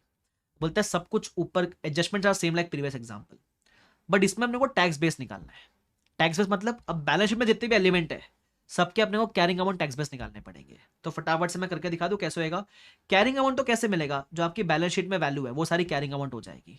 अब टैक्स बेस की बात है, एक बात ध्यान रखना, टैक्स बेस का मतलब क्या होता है, टिल डेट में टैक्सेशन का बैलेंस क्या है। जैसे for example tax base PP का कैसे निकालोगे, वो बोलता है आपने इनकम टैक्स में टिल डेट, इधर देखो, कॉस्ट ऑफ पीपी वाज 5.6, ठीक है, deducted expense 145,600 in its tax returns prior to 17-18। तो आपके टैक्सेशन में टैक्स बेस क्या रहेगा, फटाफट से कैलसी लो। 5,60,00,000 में आपने खरीदा, उसमें से आपने प्रायर ईयर्स में इतना डेप चार्ज किया 145,60, और आपने करंट ईयर में भी चार्ज किया ना डेप, इसमें टैक्सेशन में कितना चार्ज किया करंट ईयर में 72,10,000। तो कितना आएगा मेरे ख्याल से 340,000-30,000 if I am not wrong, 340,000-30,000, ठीक है, ध्यान रखना। अच्छा, किसी ने बोला ये सब हमारी बुक में नहीं है, तुम क्या सो रहे थे क्या रे? जब मैंने इतना एडिशन वगैरह डाला है 6 से 7 में, जो ट्रांजेक्शन वगैरह एडिशन वगैरह हुआ है वो डाला है मैंने टेलीग्राम पे, तुम सो रहे हो तो मेरी गलती नहीं है उसके अंदर, थोड़ा जगने का ना, ऐसा मुंह पर गरम गरम चाय मार के आने का। एग्जाम के दिन तुम जगते हो तो मैं क्या करूंगा उस केस में ना, अपडेटेड नहीं हो तुम लोग, क्या बोलूं मैं। तुम्हारे पास पुरानी किताब रहेगी तो भी फर्क नहीं पड़ता, मैंने सब डाल लगा टेलीग्राम पे जो भी एडिशन वगैरह हुआ है। तुम लोग यार क्या बोलूं मैं तुम लोग को, बीकॉम का एग्जाम देने आए हो क्या तुम लोग? हाँ, मजा आ गया। एनीवेज छोड़ो, आगे बढ़ो। मैं आगे बढ़ू क्या? हाँ आगे बढ़ो, इधर आओ। इन 14-15 H incurred product development cost of 35 lakhs. These were recognized as asset and amortized for 10 years. अब आपकी प्रोडक्ट डेवलपमेंट कॉस्ट को लेकर अगर आप देखोगे तो अकाउंट्स में तो आपकी वैल्यू बैलेंस शीट से मिल जाएगी। टैक्सेशन में आप डेवलपमेंट कॉस्ट पूरा क्लेम कर चुके पहले वाले सालों में, तो टैक्स बिल का कितना रहेगा 0। तुम समझ रहे हो। उसके बाद है इन्वेस्टमेंट्स, एक एक करके लेने का। देखो उसके बाद क्या अगला पॉइंट क्या है, इन्वेस्टमेंट। इन्वेस्टमेंट इन सब्सिडरी का कोई एडजस्टमेंट नहीं है, तो जो इन्वेस्टमेंट अकाउंट्स में वो इन्वेस्टमेंट मेरे ख्याल से टैक्सेशन में रहेगा आपका, बराबर। फिर है ट्रेडिंग इन्वेस्टमेंट्स। ट्रेडिंग इन्वेस्टमेंट के ऊपर एडजस्टमेंट आपको याद रहेगा तो कि आपके अकाउंट्स में इस वैल्यू पे, टैक्सेशन में मेन कॉस्ट पे, मेन कॉस्ट आपकी 80.5 थी तो टैक्स बेस मिल जाएगी आपको।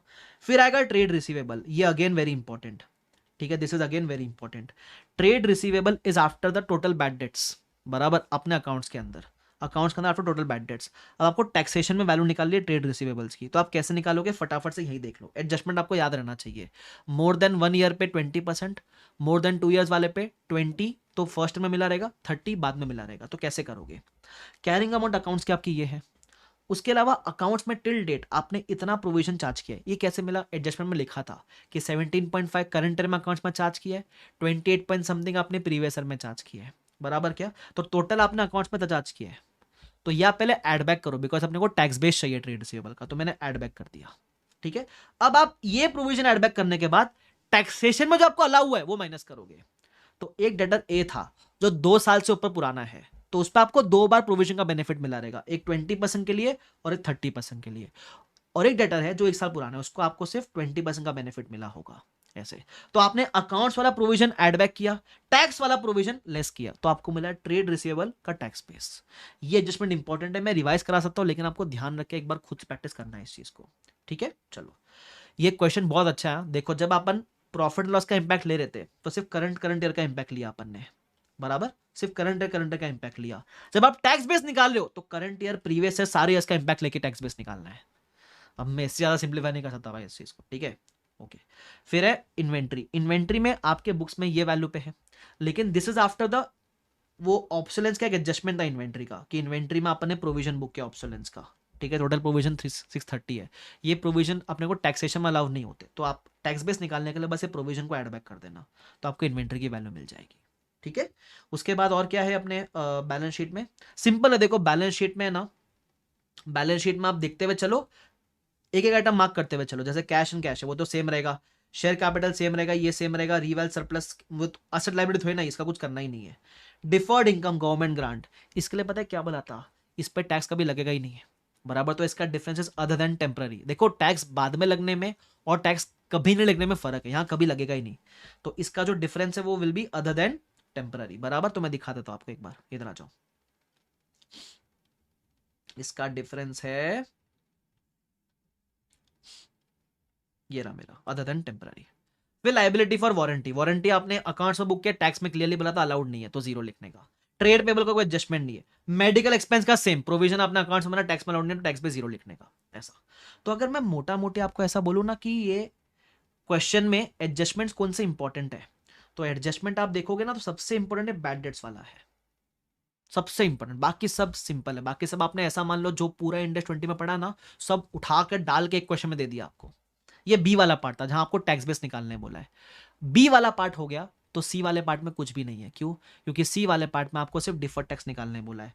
तो कैरिंग अमाउंट है, टैक्स बेस है, दोनों का जो डिफरेंस आएगा उस पर आप डिफर्ड टैक्स निकाल सकते हो एट द रेट 30 नहीं 32%, बिकॉज डिफर्ड टैक्स निकलेगा फ्यूचर के रेट्स पे। दैट्स इट, बराबर। अब आप, मुझे पता है काफी लोग देख के बोलेंगे क्या क्वेश्चन है, इतना बड़ा क्वेश्चन है, डिफिकल्ट क्वेश्चन है।